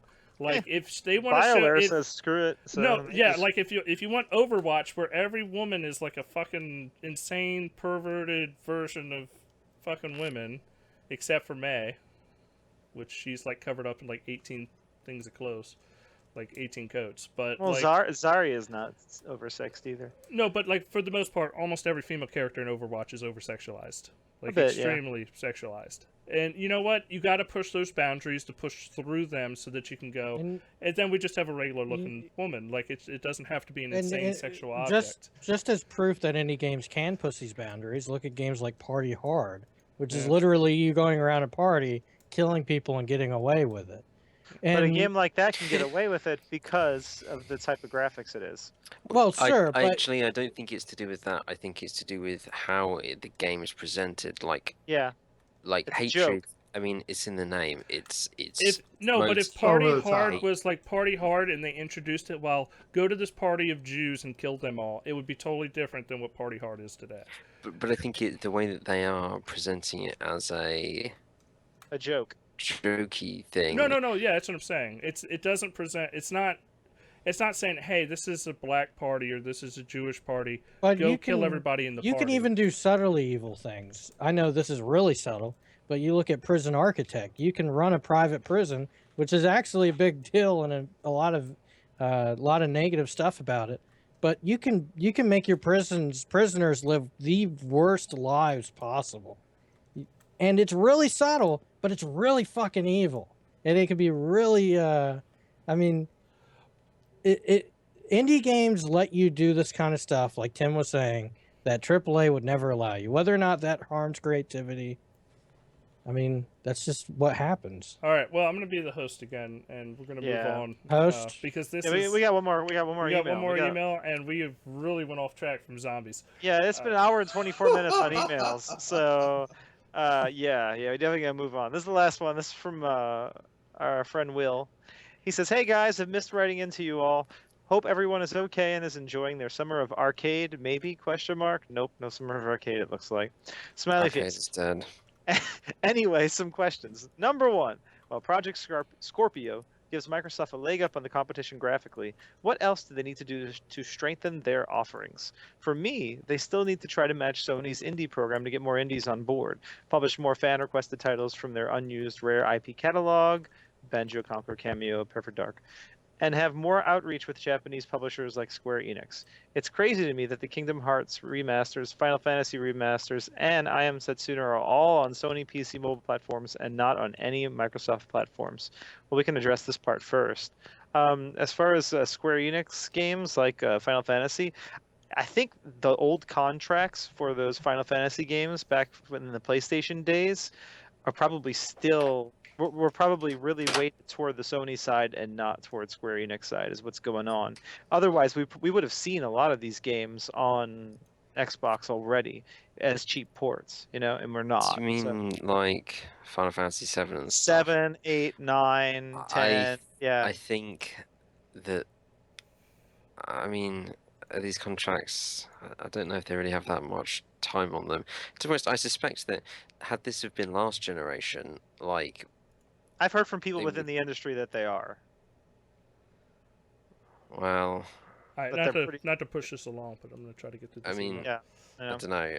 I just think that they kind of hit that point where they go back on the other side, and it's very easy for Sony to kind of push deals, and Microsoft probably Possibly. don't chase them because they Don't don't pay the money. make the effort. No, and but that's third not. It's not parties about probably making the think- effort. Like I totally disagree. Like these contracts were made during the PS2 era when Sony had 100 million PS2s. It was very easy for them to push a narrative. Let's make this exclusive for us. Let's do this. Let's do that. It may have said only on PlayStation consoles Yeah. forever. Who knows? We Yeah. don't know what the contracts say. But I this was done before Xbox was anywhere thing. near its big thing. Like this was PS1 shit. Like contracts, PS2. Like PS1 sold a lot of consoles, and PS2 even crushed those numbers. So, What was the name of this guy who wrote who asked me to see? Who wrote this is Will. Okay. Will. All right. But yeah, I wouldn't be surprised if that's part of it. But like what Steve said, I think is also the case too. When a franchise has been on a console for that long and it's only popular pretty much on that console, it's easy for Sony to throw their weight around and say, here's a few bucks. Let's keep it exclusive to us. That can happen too. Well, I just think that because there's a lot of these are coming out on, sort of PS4, and I think that they look at the Xbox One and perhaps they don't feel like They're selling there. Yeah. either they're not going to sell, or quite frankly, they can't be bothered to take the risk and find out. But like Final Fantasy 1 through 10 or 1 through 12 or whatever, all those games, I don't see why those wouldn't be cheap and easy to sell on an Xbox One, especially with 15 coming out. You would think that's something they could do, especially Well, when it's like Kingdom Hearts. It's like, and they're on Android, Yeah. but not on Xbox One. Come on. Well, It I could be a really console think thing. that I hate to say it. I think that a large majority of Xbox fans really don't have interest in that game type. I take it back when we were Xbox Fan Fest. This they took us to it and they showed us a show of anime of Final Fantasy of a little show before they showed the trailer, and I mean the whole theater of Xbox fans was like, "What is this?" Whereas I think that like if that was at a Sony conference, they would generally Be be yelling more about it, interested. yeah. So Yeah, I think- get that. Well, I I think I think it's kind of it just tries to play, and I'll let you go, Steve. I just kind of tries to play of what the core of gamers want, and I don't know if that resonates with Xbox fans. To be honest, if I'm being completely honest. I think you have to look at the region as well. Like, I mean, a lot of these JRPGs that they do come to PS4 but they also don't sell huge numbers. Like I think that if you're in Europe or something, like the people looking at those as opposed to North America might be a bit more Still receptive. not high. Well, I think it's more as a total. No, I mean but A lot of those games do. I Yeah, think, but they're happy if they sell a million balance. consoles. Just to No, throw it a out million there, copies worldwide on some of these the games. 360 generation, the 360 PS3 generation, Japanese games kind of like fell off a cliff, and it was just like, you don't get it. Like Gears is it. Like this is the future. Call of Duty is it. This is the future. Right. What are you doing? And they never never made the evolved, transition, and they yeah. never transitioned, and it was just like, what the fuck is this? And now you see, and I'm not trying to throw The Last Guardian under the bus, but you see people going, The Last Guardian is not the game you think it is. Like this is a fucking Japanese game, and it is like, don't expect it to be this huge thing. Like it's gonna be an old school game that, like, if you like Japanese games, it's gonna be up your alley. It'd Like, still it's be gonna- nice to get a couple of those in Xbox though, like Lost Odyssey No, 2. but like, That's I a game agree. that- here's the thing. I just don't see no, them. but I know, like, games are focusing towards that. They're going for that audience, like Recore, Scalebound. Yes, I know. Wait. I know they're not all like made by fucking Japanese developers, but they're aimed for that audience. They're visualized in that style, and they're trying to bring that kind of gaming, Japanese RPGs, and bring them into a to the West. Yeah. Western approach. They just because a game is not made in Japan doesn't mean it's not like fucking going for a JRPG feel. Those are totally trying to be Japanese games. Even Ori and the Blind Forest Yes, is pretty and much those an old in school Japanese game. games do not sell anymore. They just don't. They don't. You know what sells? Mass Effect. Why? Because it's the fucking best RPG you've played in the last fucking 10 years. The 'cause best it's selling amazing. Japanese game is like Gran Turismo, which is really a European game. Yeah, like And you know what I hear from gamers, and this, obviously I'm on the Xbox side, but I hear a lot like they say, "Oh, Scalebound looks like shit," or Final Fantasy 15 looks like shit on stage. I just think that like I said, a lot of people just don't take to the style of that. To be fair, those were really poor demos. The games might actually be really good, but they were But if demos. you listen to people that like those types of games, like that really love them, They like weren't what was happy Tim about. Geddes on Kind of Funny was fucking stoked about the fucking Final Fantasy demo at Microsoft conference. He loved it. While me and Jace were sitting there scratching our heads, like, he's just fucking disappearing through this guy's arm like This 20 guy's ruining times. the show. Like, this It's is falling all, over and over like again. this is fucking awful. And then like he was stoked. He loves it. He thought it was brilliant and amazing. It was a poor demo, though. It was no, but I mean, one man. Yeah, we're not trying to say the game's like bad. I'm not We're trying just to say the saying game's bad. demo. Like I thought it was a terrible fucking demo, but it was just one of those just like Scalebound. I thought Scalebound was a terrible fucking demo. It looks like it could be fun too. No, it was it's just a bad demo. yeah. Look, take And the then graphics Tim of Geddes this new demo. fucking right again. Fucking Scalebound. Loved it. Like it was fucking amazing. Well, just take the And this graphics is- of the new Scalebound that you saw and put it over the gameplay that you saw before. Yeah, exactly. And then you got, it then looks you got a lot good better. combo. Yeah. Yeah. Like- but there was one more thing in this first part of the question. He asked about indie games. I don't think Microsoft actually has an issue with indie games anymore. Personally, there's tons of indie games coming Yeah, out. tons. ID at Xbox it's on a roll right now. They're doing a great job with it. And if anything, Sony didn't even show any indie No. games really at their conference, which was really surprising. So I think Sony's actually kind of pulling away from that as far as featuring it because they got other games to show now. I think they the actual don't development's feel. gone far enough. They that don't they need can to show- anymore. I think yeah. they don't feel that they need to show it at E3, but if you look at like their Gamescom or Paris Games Week, like Gamescom was always big for that indie stuff. and PSX is when they did their- PSX No, I was about to also- say PSX was the bit because last year they didn't show shit for indie at. Well, you at look Paris at the Games Week. indies though that Xbox has coming. They got a bunch of big indies coming. Yeah. A lot. Yeah, I don't think they have an indie problem anymore. They Personally. have We Happy Few. Right now, it's obviously it's not exclusive, but Look, could be. I can- that was the best indie game of the show. I just want to throw it out there real Cuphead. quick. It's not even about indies, and it's look. I can prove that they have a ton of indies because there's enough shit on the store right now. You can Yeah. just look at it like it's fucking overflowing of crap of just the Nobody most cares about. bullshit games that nobody fucking gives two fucks about. It's so true. But you know, they're there. We got the indies. We're there. We have just much fucking shovelware as Sony now. Yay! Like, whatever. Yeah. Like, don't I get mean, me wrong. I was fucking stoked to see Stardew Valley on the Xbox indie thing. Like, I was stoked to see. Like, there's certain indie games you want to get, and they're great games. But I just. But even Sony doesn't think that's what sells a console to the masses when they pulled that from the E3 show now, Yeah. compared to what they did the last few years. No, so. because love honestly, what Sony's done is they've had all already their got what they wanted out of it. Yeah, Exactly. Their developers are finally to a point where they can start showing stuff, and now they can go look at all these amazing AAA games we have coming sometime. Like they don't have to rely Whereas on. they needed the this indie fucking games those indie first couple scene. conferences. Yeah. Yeah. Okay, I got to move on though. Yep. The next part of the question: how do you guys keep up with all the multiplayer games? There are so many. Well, we just play Overwatch. No, We bounce no, around. We I mean, play Yeah, we do. the by far and unquestionably undisputed best what Halo you're game. saying. In fact, it's the only one of them that probably actually has good multiplayer. And you're the only one who even plays it out of the five of us here right now. yeah. Yeah, well, you And know, no counting Tim for doesn't taste. even play multiplayer games with us. He just ignores us on Xbox Live. Yeah, No, well, I- you I know, play- that's I a fair play. point, Tim. Not with us. Not I'm- with us. I don't really. I play with you guys. Tim, look. When was Overwatch, the last time you man. jumped in party chat with us? I haven't jumped in party chat like 2 weeks ago, 3 weeks ago. Yeah.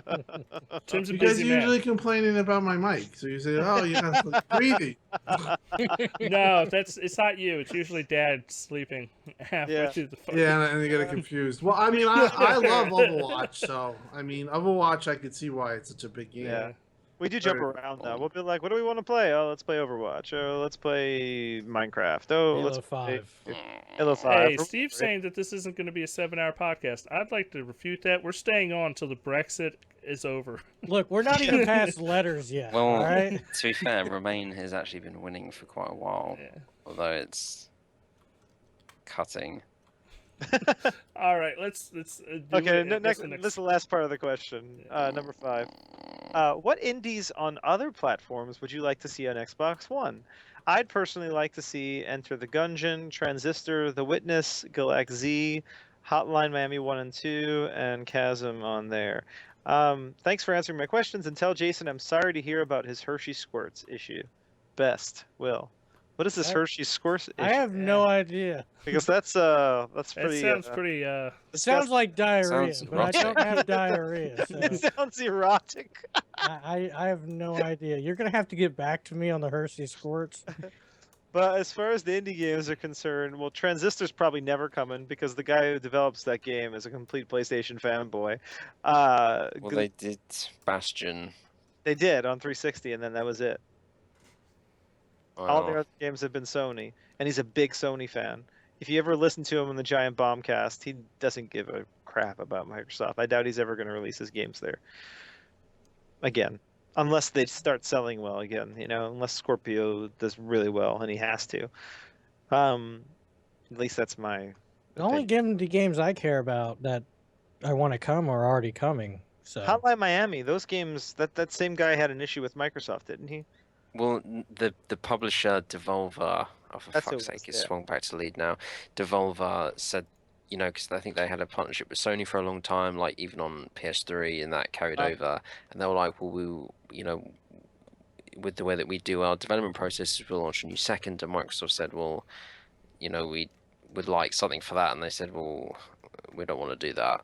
So then their solution was just, well, all right, we won't launch then. Then The Witness is Jonathan Blow. He had a big issue with Braid on the 360, but he did come out and say that he probably would come around to releasing games from Microsoft again. So I think The Witness actually could come next Xbox One. I just think we're probably in a period of time where he can't even mention that it's coming out based on a contract he has with Sony. That's my guess. I think that he made a deal with them. It's probably in the works. Yes. It might almost be ready for all we know. It'll just come out of nowhere. Hey, I think it'll be 12 months. yeah.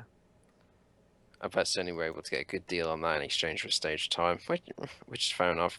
Promotion's important. I don't know anything about Enter the Gungeon or Galax Z and Chasm, so Yeah. All right. Well, we're gonna That's letters. Let's thank you everybody so much for writing in. Oh, Just- M++. Okay. I want an Xbox. Yeah. An hour and 40 minutes on letters. Yep. But we talked about a lot of the stuff we were going to talk about anyway, probably. Yeah, we're not. Yeah. We're E3. Oh my I got God. a new way of doing E3 coverage. It's going to be awesome. Tim, you're going to be on the hot seat. But we'd like to just tell everybody, please write us at letters@xboxuncut.com. We appreciate you for That's a good for idea. all these amazing letters. But what we're going to do for the because we've already kind of gone over E3. We don't really need to sit here and go over each and every little thing again. But let's just fire at Tim. Let's just fire away. Tim was there. I think we should each talk about a game of the show that interests us too. Maybe. Well, I could That'd do that. That'd be kind of cool. No, but I You know? think the majority of this I want to be firing away at Tim. Because I mean, we all kind of watched more stuff after the conference and probably found a game maybe we didn't think about that we're like, well, maybe that's the game I'm really interested in too, you know. But I guess we can talk about that with Tim too. Any questions or whatever? We could talk So, about Tim, whatever. I'm gonna start this off. Sea of Thieves. How Very How good. fucking epic was it? Epic. like 10 out of 10. It was very fun. Were you playing in HDR? No, I was just No, it's playing. not an HDR game. No, I mean the graphics are you don't really the graphics are okay. You know, it's a cute and decent graphic game, but the game is very it's very social in the fact that everyone has to work together as a team, and there's going to be a lot more to it that they haven't explained.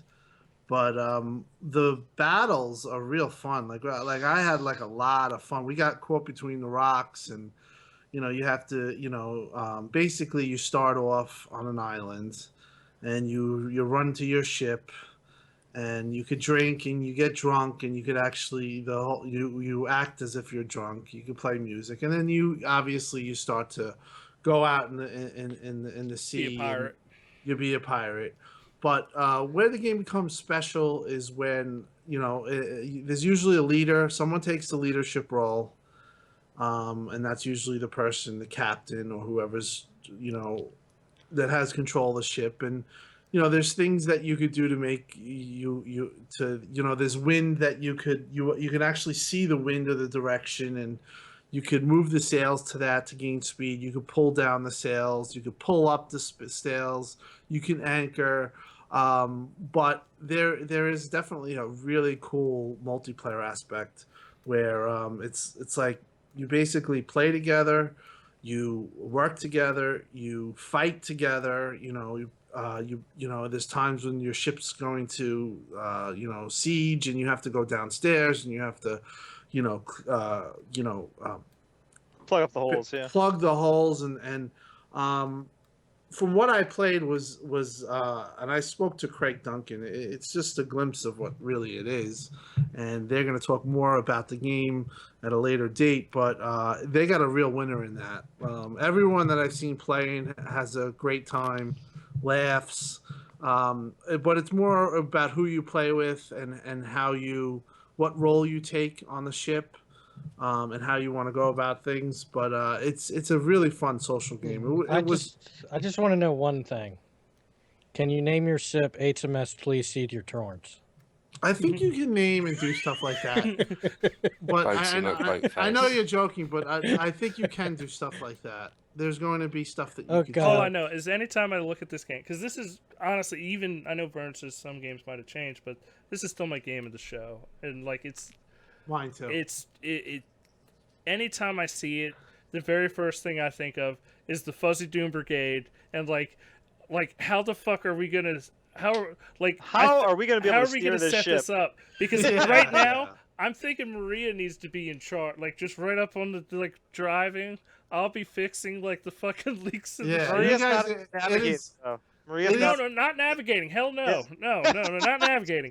But steering the ship and like actually taking control, yelling at people to do stuff. Oh, Because she would totally be yelling.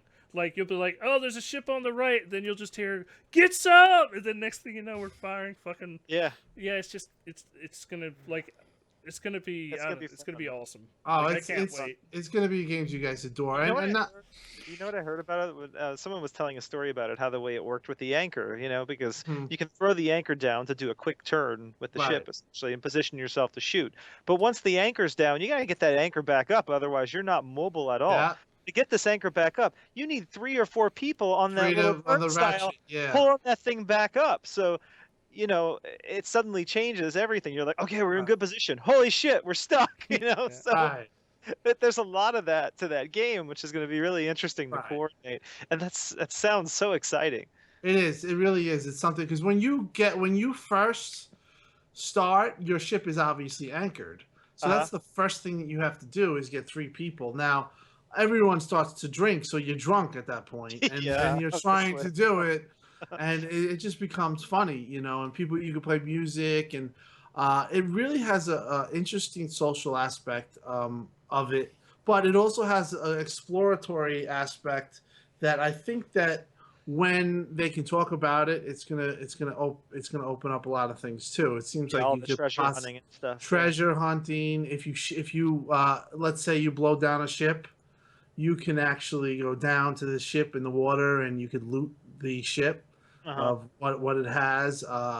There's sharks supposedly. I don't know if that's released information, but Uh-huh. the sea is not going to just be a safe thing that you can just jump in the water and just navigate. So the game they have a really awesome concept, and for me it was the game of the show. I didn't go to Sony's side, but for Xbox by far the game of the show. I think it's going to do really well. Now, we should ask about Recore because the initial E3 trailer was kind of disappointing, What did you think of Recore? Give us. I played it. It's a double A title, so you're not going to it's not a triple A title. I know that you complained that you wanted it on an Unreal Engine. I can understand that.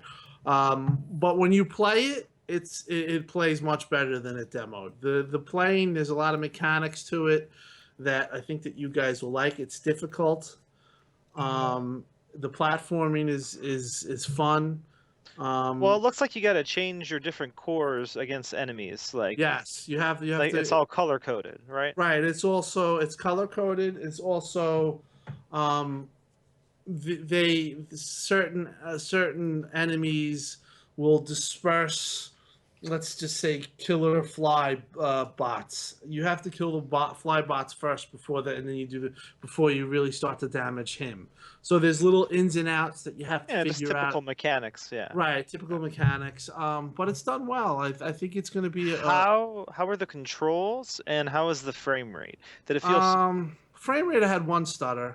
Uh-huh. It was on Xbox One S. Is it a 30 frames per second game or a 60 frames per second game from what you've seen? I'm gonna say it's. That's a tough question. I don't. Oh, you could tell. Yeah. You could tell. You're good at that stuff. I'm Yeah. gonna say it might be 30 frames. Probably per second. 30, yeah. But Yeah. did it feel smooth overall though? Like It the felt controls smooth and overall, but I mean there was a hiccup on one of the games that I had, but it was something that, it probably would have dipped a little, but the overall it controls was feel tight. Controls feel good, yes. Yeah, good. The dashing and the, platforming, like I said, is good. The jump Were you able to talk mechanic. to a developer at all about it as far as like maybe how complete it was? Because No. one of my worries was the animations seem really, really bare bones. She walks around like she's got like her thighs tied together and she really needs a shit. Yeah. Yeah, well. She walks around like she's trying to leave the European Union. I was just wondering if you were able to ask. No, I did not ask. But like to be honest, my expectations are now lower. Once I saw what the game was, I thought it was going to be a bigger game. So for what it is, it looks like it's going to be a $40 game. It is 40, yes. Yeah. That E3 trailer last year looks like it probably cost about as much as the game did to make. Yeah, I think there was a little bit of. I can understand why people are a little annoyed. And also, I feel like it was pretty misleading. Yeah, I could see why. You know what? And people suspected that. I don't think it was. I think that based on what we knew, it didn't make sense. The 2-year development time when they were announcing it, we should have put 2 and 2 together. But yeah, I could see why people could say that was a little misleading. But I can honestly tell you that I think you guys are going to enjoy the game. Yeah, I hear it's fun. It's Well, fun. like listening to them talk about the story, like it sounds like they've really got a great and interesting story, and I'm interested in that. But then every time I go and look at the gameplay, I'm just like, Staten's on it. Joe Staten's on it, so I don't know. really, like, I mean, don't if they like, had I all that just don't- confidence in the story, why not put funds into it to make it a bigger game? I mean, I guess that's the question. I don't like how like the numbers like fly at you. Like it doesn't look. It doesn't look like a AAA title. Well, no, basically. but I mean, Ratchet and Clank didn't look like a triple, but it doesn't have that Polish. like. Well, not Yeah. even that. Like the presentation just doesn't look good, and that makes it not look good. And it's like the one thing that lots of developers have done really well is, the presentation, even on like smaller titles, is getting Like like Ori and the Blind top-notch. Forest. Yeah, and it's like, and I appreciate that they've still got just about 3 months or so, just under until launch. But I don't know, maybe that's something they'll fix in 3 months. No, but there's been a few games like that. Scalebound, Final Fantasy. I have not liked the presentation. I think it's a budgetary Recore. game. No, but even on like big AAA games, some games just have been missing the mark on presentation. Like Well, I can tell you this much: it plays better, it looks better than a demo for sure. Uh-huh. I think you guys will like it, but I don't.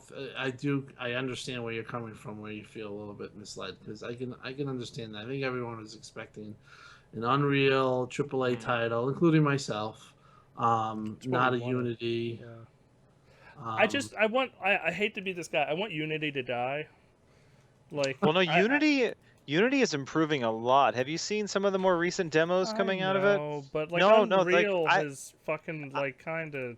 I know, but they're serious about Unity, and with the DX12 support happening, I mean, I think there is room for that engine. I do think it can eventually do some really serious gaming, but it's still not there. Yeah, it's still not there. All right, Forza Horizon 3, Tim. oh, fucking amazing. Where did you play it on? A PC? HD. I played it on Xbox. Made sure I played it on the white Xbox One with HDR, and they had HDR screens there. So I played it at the press event, and I also played it on the floor. At the press event, I know for a fact it had HDR on that and whatchamacallit had it. Gears. Gears, yeah, and I can honestly tell you, Forza Horizon, it's Jason's wet stream. It's gonna be awesome. I mean, I hate to say I take them for granted, but I do, and I think we all do. Oh, But Playground? yeah, the game is fantastic. Plays fantastic, controls fantastic, looks unreal. Like when I say the graphics are just like wow.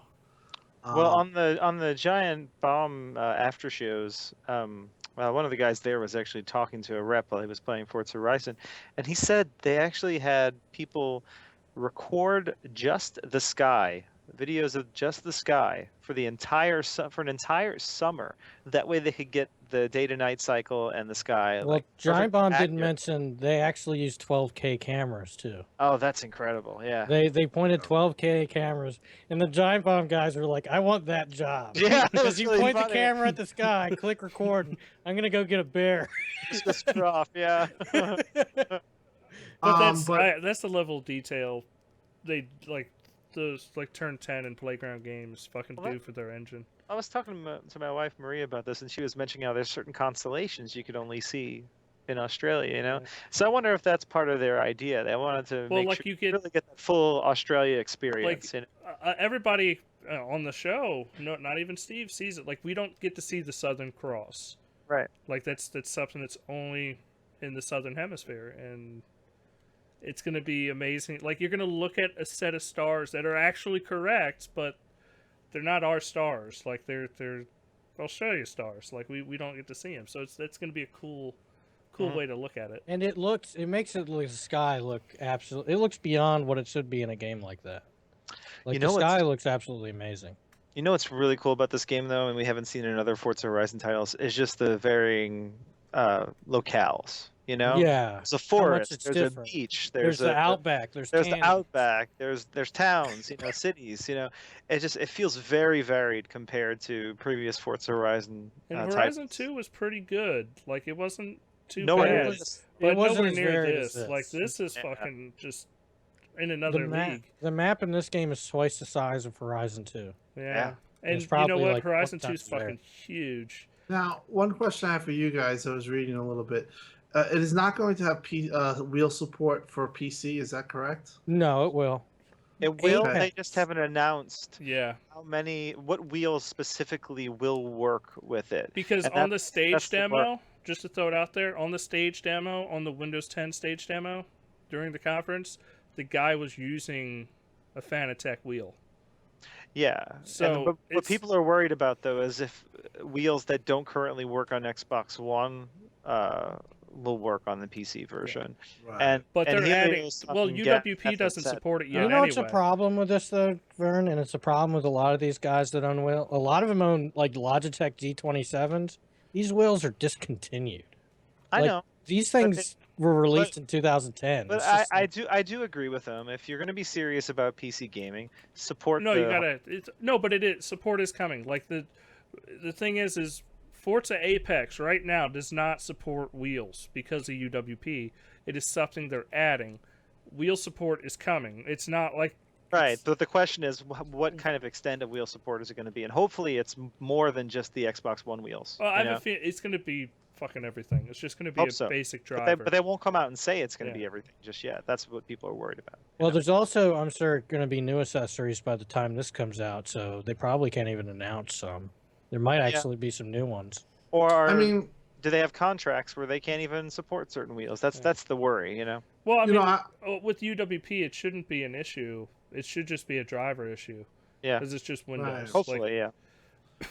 But one thing I did say, I said hands down, Sea of Thieves was the game of the show. But Yeah. again, it's me just taking Forza Horizon for granted. I mean, if just because we know Forza Horizon, Yeah, you expected it to be there. You know it's going to be good. It's you know gonna- it's gonna be and it it's delivers. a known quantity that you know is going to deliver, and it's going to be fucking amazing. And it's kind of like, yeah, Forza Horizon 3 is going to be fucking epic. It's like the Let's next move on. Marvel movie. You know the next Marvel movie is going to be good Exactly. because every other Marvel movie's been good, and you take it for granted. Yeah. You know. Yeah.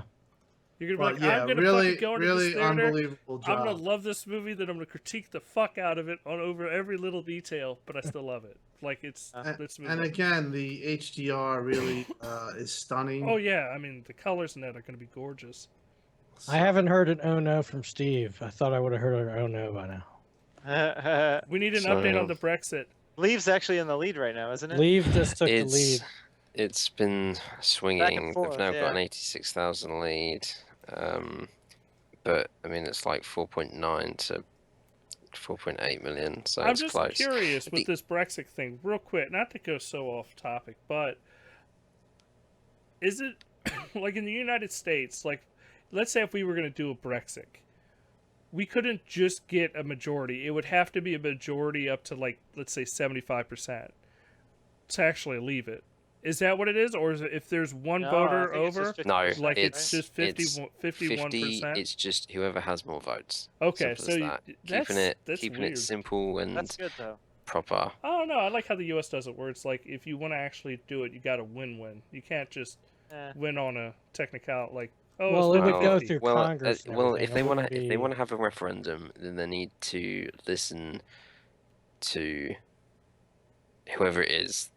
Look, that when y'all has the become the majority, 51st so. state, it'll be okay. Like you'll. I think that's what's going on, Vern. I think they're leaving the European Union to become a state. I think the most No. exciting, the most interesting thing about this actually is how much Lindsay Lohan is well into the idea of England remaining. She's tweeting Brit- all about it. Yeah. I'm not even joking. She is chasing down reporters and criticizing them, called someone a Ooh, 100,000 for leave now. whore or ahead. something. Yeah. Who- and How dare you want your sovereignty? she is going fucking crazy. It's pretty awesome, and it's a shame that having looked at her Instagram, she's not what she used to be. So All right. I Well, did go, I did check. We need to Just move on. changed. Yeah. leaving Lindsay Lohan to go back She to is a Gears of known War. quantity. All right, Need to Gears go of back to Gears of War. Yeah. Tim. Best looking game I think I've ever seen. Well, one of them. It was really. You saw Again, it 4K, right? I seen it in 4K. I seen it with HDR on Xbox One. I told you earlier, the Xbox One with the HDR really holds up. Obviously, the 4K we saw it on bigger screen. I saw them side by side, so I could make a comparison. Yeah, it's with the HDR. The way they're doing the video games is they're taking Fuck.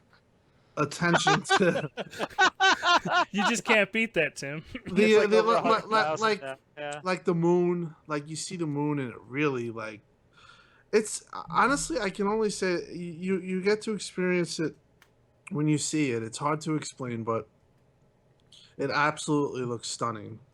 And we're not just talking. I'm just talking about the color palette. The color It's also palette. the brightness. You see, It's the brightness, the like things like his neon thing on the back, his little blue. Well, a big thing about HDR is like the moon can be the brightest white and then right? be in the darkest night. Oh, Exactly. So, yeah, and you get the entire range. And what's cool, at least with Dolby Vision, I don't know if this is how HDR10 works, but with Dolby Vision, there's like a gold standard. So when you get your TV out of the box, you don't even have to change any settings other than maybe a little sharpness or something like that, or a few colors or something. It's pretty But- calibrated, yeah. But but yeah, the brightness, the contrast ratio is set right out of the It's set. box.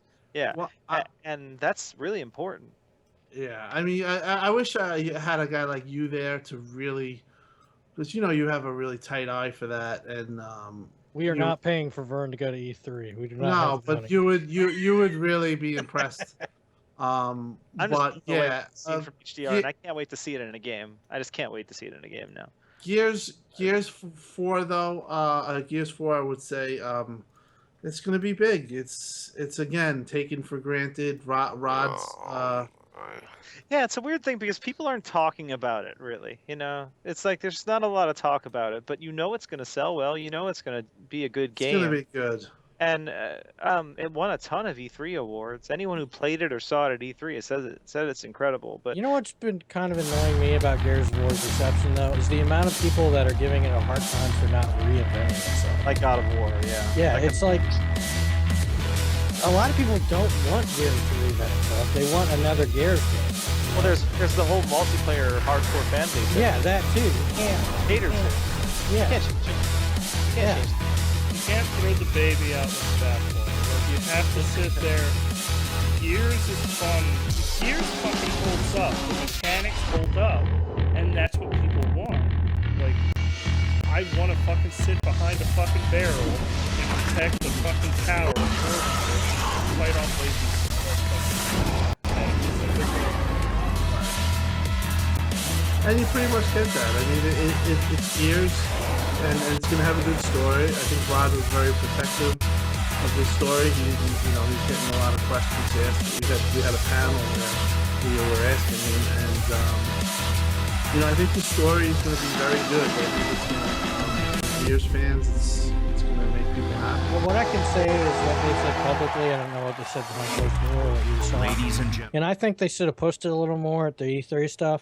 Is they were saying how, like, what's literally happening in the game is it takes place over a night, and you're literally in the middle of the emergence of the species that you're fighting against. It's like No immersion one's ever state for the seen new characters. Swarm. Yeah, this is like D-Day, but you're in Right. the For the middle. swarm. Of, yeah, and I don't think a lot of people get that, but it's because I don't think they've been very clear about that. Well, Rod doesn't, like I said, Rod doesn't really like. Maybe he talking- wants it to be a surprise. Yeah, Yeah. he wants, and he was pretty clear about that, because we were asking. Look, him it still questions. doesn't have a good enough pre-story as Dead Rising 4, because in Dead Rising 4, the outbreak starts on Black Friday. I love. Yeah. It's like South Park or something. Yeah. Yeah. Go ahead. Sorry. So, did you play any of the other like smaller games? Like, did you Yeah, play We Happy Few? Did you play? We Happy Few. I played Everspace. It was okay. I thought it would be a little bit better. It was okay. I wasn't really that impressed. I played Ghostbusters, which is like a small indie game. Yeah, Pretty fun game. We Happy Few. I wasn't gonna mess with because why'd you even mess with it? yeah, that's the kind of game you really don't need to play on the show floor. Yeah. No, and Did you it play? was Did you see Beyond? did not see Beyond. I don't think it was there. Below was there. A lot of people like Below. No, Beyond. not Beyond. Not Beyond. I meant to say Below. I'm sorry. Yeah, a lot of people liked it. I did not play it though. Very, very crowded. Sorry. Did you go what's up to that? the dev and ask him, hey, when? Yeah. the when one is- game, the one game that I actually liked a lot was called The Culling, and that game is a game that's based off of. They're not going to say this, but it's a Hunger Game map. Okay, you remember the Hunger Games where Yeah. the kids are in? It's basically that idea.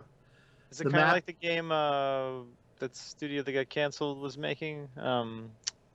Press play. No, because this map it steals strongly from Ark. Basically, you're 8 players, all individuals, and you're put in a huge map, and the map starts to shrink in size. Basically, what happens is this an area of an area becomes toxic, and it keeps closing in. So Okay. that makes the players basically meet, and there's also drops where players can get materials and stuff like that to make armors and weapons. Yeah, this looks cool. It's on PC now. Is it a Yeah. preview game or something, or is it? I asked they're a small team. They didn't like when I called it Arc, but it steals strongly from Arc. I mean, you hit the tree just like you would think, and you. Well, is it Unreal Engine 4? No, it was pretty rough around the engine. It was pretty much what is Arc? Is Arc? That's UE4, right? Is it? Pretty sure. Yeah, I'm pretty It sure. could Arc's be. UE4. I'm not positive, but it was very reminiscent of Arc. But the Yeah, concept, Arc's UE4. I felt the concept was fantastic. Uh-huh. Really fun and there's allegiances and stuff like that. You don't know. You're out for yourself, and I find it's going to be a fun game. So definitely enjoyed that. I played Everspace. Looks okay. It's pretty generic. Below Inside was not on the floor. But that's getting a ton of pre-release, not hype, but Well, I think it Well, was says this game of the on the year. show floor because they've already sent out review codes. right. And anyone who's talked about it has said it's amazing. So that's pretty exciting. It's supposedly the same thing as Limbo. Or Yeah. Like Super Limbo, yeah. Yeah, Super Limbo. It's Phil's favorite game, supposedly, of 2016. Yeah, I'm Right. excited about it. But it was not on the floor. Then there was a bunch of other games, I couldn't get to, but it was very crowded, a little bit too crowded. Xbox 4, a lot more crowded than previous year. The culling is allegedly Unreal Engine 4, by the way. Yeah. So that That's makes probably why it sense. looked like Ark, yeah. Yeah, I would say that game is a game to definitely look out for. That's definitely an interesting. Xbox type game Type too, game. I'd imagine, yeah. The I have community will probably some. like it. I have some E3 news that's also kind of just Xbox news about Forza. And I didn't know if Tim or anyone else wanted to talk more into this, but this is something I caught earlier in this week. Dan Greenewalt, after not announcing a new franchise at E3, goes ahead and basically announces a new Forza franchise is coming in some shape or form. I thought I might as well just read what he said. It's about building a larger automotive community. So what I'm excited about in the future, in particular, is looking at the Xbox family devices, the possibilities of what Forza can do as a whole, as that whole world moves. Well, to coin a phrase, beyond barriers, what Phil said. So the hardware disappears and assists you, your games, and the community. when you look at a lot of the features that are going on in the community in Horizon 3, that's very much on trend as well. So it's responsive to the community. It's always fun, but there's so much more to car culture, and there's so much more to this world than console games. So I'm excited about the Xbox family devices, but I'm also excited about new ways to explore car culture, new experiences, new expressions. So I can't announce anything of what that is, of what that is, but I think that the world is still turning quite a bit, and Forza is going to get bigger and bigger. You So know I what that thought sounds like to me? a mobile VR. game. I don't. It They sounds were like VR. hiring for a mobile game. VR. 2014. Oh, don't tell me VR. I think it was 2014. They were hiring for a Experiences. mobile You hear game. something like that, I think VR. You know, or it sounds like something PC oriented as well. Well, So he said Yeah. why? Well, I'm Well, going. that's the only reason I going- brought this up, because it going was out of the mobile. blue. It was in a random medium interview, not for like IGN or anything. It was just a random, like extremely random thing where they asked him about the future of the franchise, and Dan Greenwald went off with this. I mean, it was extremely odd. Well, I it was hope funny it's because not, he was doing the interview for Ralph Fulton, and then Dan Greenwald spoke for like 5 minutes, and the other guy said, Yeah. "Have you got anything to say?" And it was like, "What the fuck am I going to follow that with?" Yeah, he said cars are good. Yeah. Yeah, All right. but Well, I think that's gonna do it for E3 coverage on the show. I think we should. I want to hit these 3 news articles, and then we'll get game releases and follow out. And we're not going to spend much time on news, but because there really, I mean, E3 just happened. There really isn't a lot of news. But let's begin. Hot damn! Fallout New Vegas gets backwards compatibility. Fallout Vegas. So if that's it, I mean, people love Fallout Vegas a lot more than they love Fallout 4. and the other title, big title, was what, the Dungeons and Dragons Mystery game or whatever it's called. Or Yes. I know some people like that game. So But there's actually quite a few games that are coming up in BC. yeah, there's a few more. So yeah. it's a nice it's nice to see that they're I'm releasing- Alive. yeah. That was another one, I think, Yeah. and I forgot the others. Um, But Fallout, yeah, that's a big one. The Fallout. Fallout Vegas, New Vegas. all right, next story. Microsoft will ship games on Steam again, Thank God. but Well, it's going to be double it's- A's and simple It's things. the same as they've been doing. Yeah, you it's know? like there's not. So essentially, this article is nothing's changed. Yeah, you're still gonna see State of Decay 2 probably on Steam. Yeah. If Ori gets a sequel, that'll probably be on Steam. Just the obvious titles will be on Steam. Yeah. You know, I'd like to see stuff like that still come out on Steam, like games But that are Play working with Anywhere- developers. You know, Play Anywhere, you're going to get an Xbox copy and a Windows 10 store copy, not Steam. not a Steam copy. So that's like Phil said on the Giant Bomb show, they're going to release on Steam, but they're going to release on their store first because they have a lot to learn. Well, and that's the And do think they do that's the- crossplay with Steam as well? Let's say like State of Decay 2 comes out, and it comes out on Windows 10 store, and Xbox One and Scorpio. Let's say it comes out a little later on Steam. Do the people that are playing on Steam get to play with the people that are in the Xbox Anywhere community, or do From they what it sounds segregate like that? now, what no, they like should they get use to Steam play for, with everybody. as Yeah. I've said before, is the way that Ubisoft do it, which is that Force if you to want to if you use- want to buy off Steam, then fine, but you're still hooking into their services, Yeah.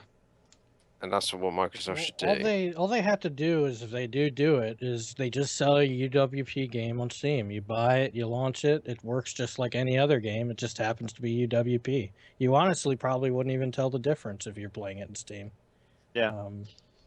The majority Just of curious people how know. I'm just very curious how they go about that, like with multiplayer. But yes, it's games. still gonna be in Steam, but it'll say, "Hey, fucking Windows 10 on it" or something. Like Yeah. its requirements will just say, "Hey, you don't have the right OS," like Steam already does. All right, let's move on. Dead Rising 4 is a 1-year timed exclusive on Microsoft platforms. So, hey, whatever had to go down. Well, to we make this heard game that work. it's a year for not Consoles, so it 3 comes out on months consoles. on Steam. Windows Store. Yeah. So it'll be on Steam in March. Yes. Yeah. and it'll be on PlayStation 4 in December if it comes in on PlayStation 4. I guess it depends on if they feel like they can sell many copies or not a year Yeah. later. I wouldn't be Maybe- surprised if it hit PS4 and NX. Possibly. But at Yeah. the same time, people might want to downplay this exclusive. Now, Rise of the Tomb Raider is still not on PS4. You know what's cool about this though? Let's say Here's it the does year. release a year later, on PS4 and NX. It's probably going to get a Scorpio version at the same time for free. Yeah. That Scorpio know? update's going to be nice. Yeah, All right. because it would make sense for them to release a Scorpio update if they're releasing if they have to release a Neo version. If they're working on it still. Yeah, not? exactly. So yeah, that's kind of cool. It's a little bonus. Bonus. All right. Well, that's it for news. Good. I didn't. Like I said, we don't have a ton of news. We weren't gonna. We, cover we a got ton some of bad news for Steve. The leave don't wanna vote hear it. I is don't. like over 300,000 now. It's Like at 51. Brexit is crushing it. It's starting to look like it could happen. Well, it's like It's- like a it's- percent or two. Well, more It's the like 50%. southern. How, Yeah, do you but call? As more votes come in, that those smaller percents look Hey, a lot bigger. Steve, Yeah, do but you they call also them? haven't done a lot of the south Do yet. you call them counties? Oh yeah, they're councils. So these are counties. No. More of the southern counties haven't voted in yet, and they're. It the looks like. counties are the larger things, which Oh, they're, okay. they're Well, that's the map I'm looking at. I think it's showing me the counties, but it looks like more of the southern ones that haven't voted yet are starting to vote in, and it's starting to turn it to the leave. Leave side, yeah. Yeah. and the south east is generally the kind of richer people. So So where are you? You're all the way on the south or in the northwest, right? You're the farthest away from the rich people. I'm in the south. I used to be Well, right. where in the- did the royalty live? He's I in. used to be when I went to university right in the southeast corner, like near the coast, but I'm more central south. Oh, okay. That's where I normally live. And obviously I had a stint in London as well. Wait, you guys have a county called Test Valley? The fuck? We got lots of places. Came Sounds up kind of with that name. scary. Test Valley. Is that like a? Is it? It makes me You think mean- the do you mean UK is Thames like. Valley? No, It it's sounds literally like called it Test sounds Valley. like a town that would be in Portal or something. You know what this is? It's like an MMO, and this is the first place you go to. This is the first zone. It's Test Valley. All right. Well, that's enough for the Brexit. It's a Brexit minute. I think that's gonna be the name of the fucking podcast at this point. It's Brexit? just Brexit. It's Brexit or Bremain. All right. Well, I'm gonna let. I know everybody is ready to wrap it up. So, Steve, it's that part of the show where I ask you, what do I need to pre-order? Okay. I'd like to preface this by saying that since I have the new store, they've got rid of the coming soon section, Pain in the butt, I know. so it's not overly helpful with that. But I mean, I've looked at the normal lists, and if there's anything I've missed, well, you guys can have a chat with Mikey Bauer about it. Okay, so next Tuesday, which is the 28th, there is 7 Days to Die, which is the Telltale published. It's like a cross between sort of Minecraft and like a zombie defense game where you have to like build your fort and then the zombies come and attack you at night, that sort of thing. Then it's Full Mojo Rampage, which is a ridiculous title, but looking at it on Steam, it actually looks charming-ish. It's a roguelike that takes place within the confines of voodoo reality, which is where they lost me. And it actually has very positive reviews. It's like a co-op game. I don't know if it's local or apparently it has online. It's procedural twin-stick shootery controls. Stupid name. Oh shit, I can't read what that says. Lego Star Wars The Force Awakens is next Tuesday. And that has the demo on the store, which I played for like 2 minutes, and it's just another boring Lego game. Prison Architect releases out of game preview. It's a great game on PC. I don't know if anyone's played it on Xbox. I haven't. Resident Evil 5 remaster hits, which includes all the DLC and all other costumes and shenanigans. Then the Technomancer is out, which is an RPG, sci-fi RPG set on Mars. It's developed by Spiders, who made their Lords last of the game was Fallen, right? Or was that not? no, that's Oh, it's the same publisher, different. right? Same publisher. No, Yeah. different publisher. That was Deck 13 Oh, and okay. City Interactive. This is Focus Home. Focus, right? Yeah. Yeah, they used to publish the Sherlock Holmes games before the most recent one. But yeah, Spiders made Bound by Flame, which came out in May 2014 on PS4 yeah. and was, well, let's just say it was bang average. But the Technomancer does actually look a bit more interesting. As I said, sci-fi themed action role-playing game set on Mars. Yeah, I mean, it looks alright. I don't know. Maybe if there was like a demo or something, They're- it might give They it a seem shot. like they're an up-and-coming publisher, though. I mean, they published Divinity, which was a pretty good game. Well, they only published like the extended. Yeah, and then Vampire, they're behind. That's Don't Nod's new game. Yeah, they fucking love their RPGs. They've got a shitload of RPGs in development. Farming Simulator 17. And Farmers. Oh, well, they published Styx, Master of Shadows. Styx and as well, Shadow and that's got a Darkness. sequel coming. Yeah, Styx was awesome. Blood Bowl. So they seem like they're kind of up and coming to me as far as the type of games they're getting. The games they're getting seem to be getting better, you know? Yeah. Yeah, so that's all on Tuesday, and then on Wednesday, Inside launches. Woohoo! From Limbo developer Playdead, which Phil Spencer crowned his game of the year, and a lot of other people I've seen mention it say, "Oh, it's amazing." And another game out next Wednesday is Lost Sea, which is a procedurally generated, sort of cartoony-looking game made by East Asia Soft. It's an explorative action-adventure game set in the Bermuda Triangle. Actually, looks pretty good. So I'm quite interested to see how that reviews and is received. So yeah, as far as unless anybody else has got anything that they know of, that's No, I think we need to wrap it up so I can turn my air conditioner back on. I'm starting to roast. yeah. Sweating. Go and Yeah, I'm drown getting there. myself in the toilet. I'm starting to get the Hershey spits over here, or squirts, whatever the hell. Oh, gosh. All right. Well, that's how you end the show. So thank you for everybody for tuning in this week. Please write us in at letters@xboxuncut.com. We expect tons of letters, your E3 impressions, and we'll probably talk about E3 a lot more next week. That's all I'll be talking about for the next 2 months, probably. Yeah, pretty much. But like, we're gonna start talking about Gamescom predictions. Yeah. Yeah, Well, well, we'll Well, see they if haven't they do confirmed it. a Gamescom Yeah. show yet. Oh, they're gonna be at Gamescom. And I think that's gonna be it. Thanks everybody for tuning in. Let me I need to get background music. There it goes.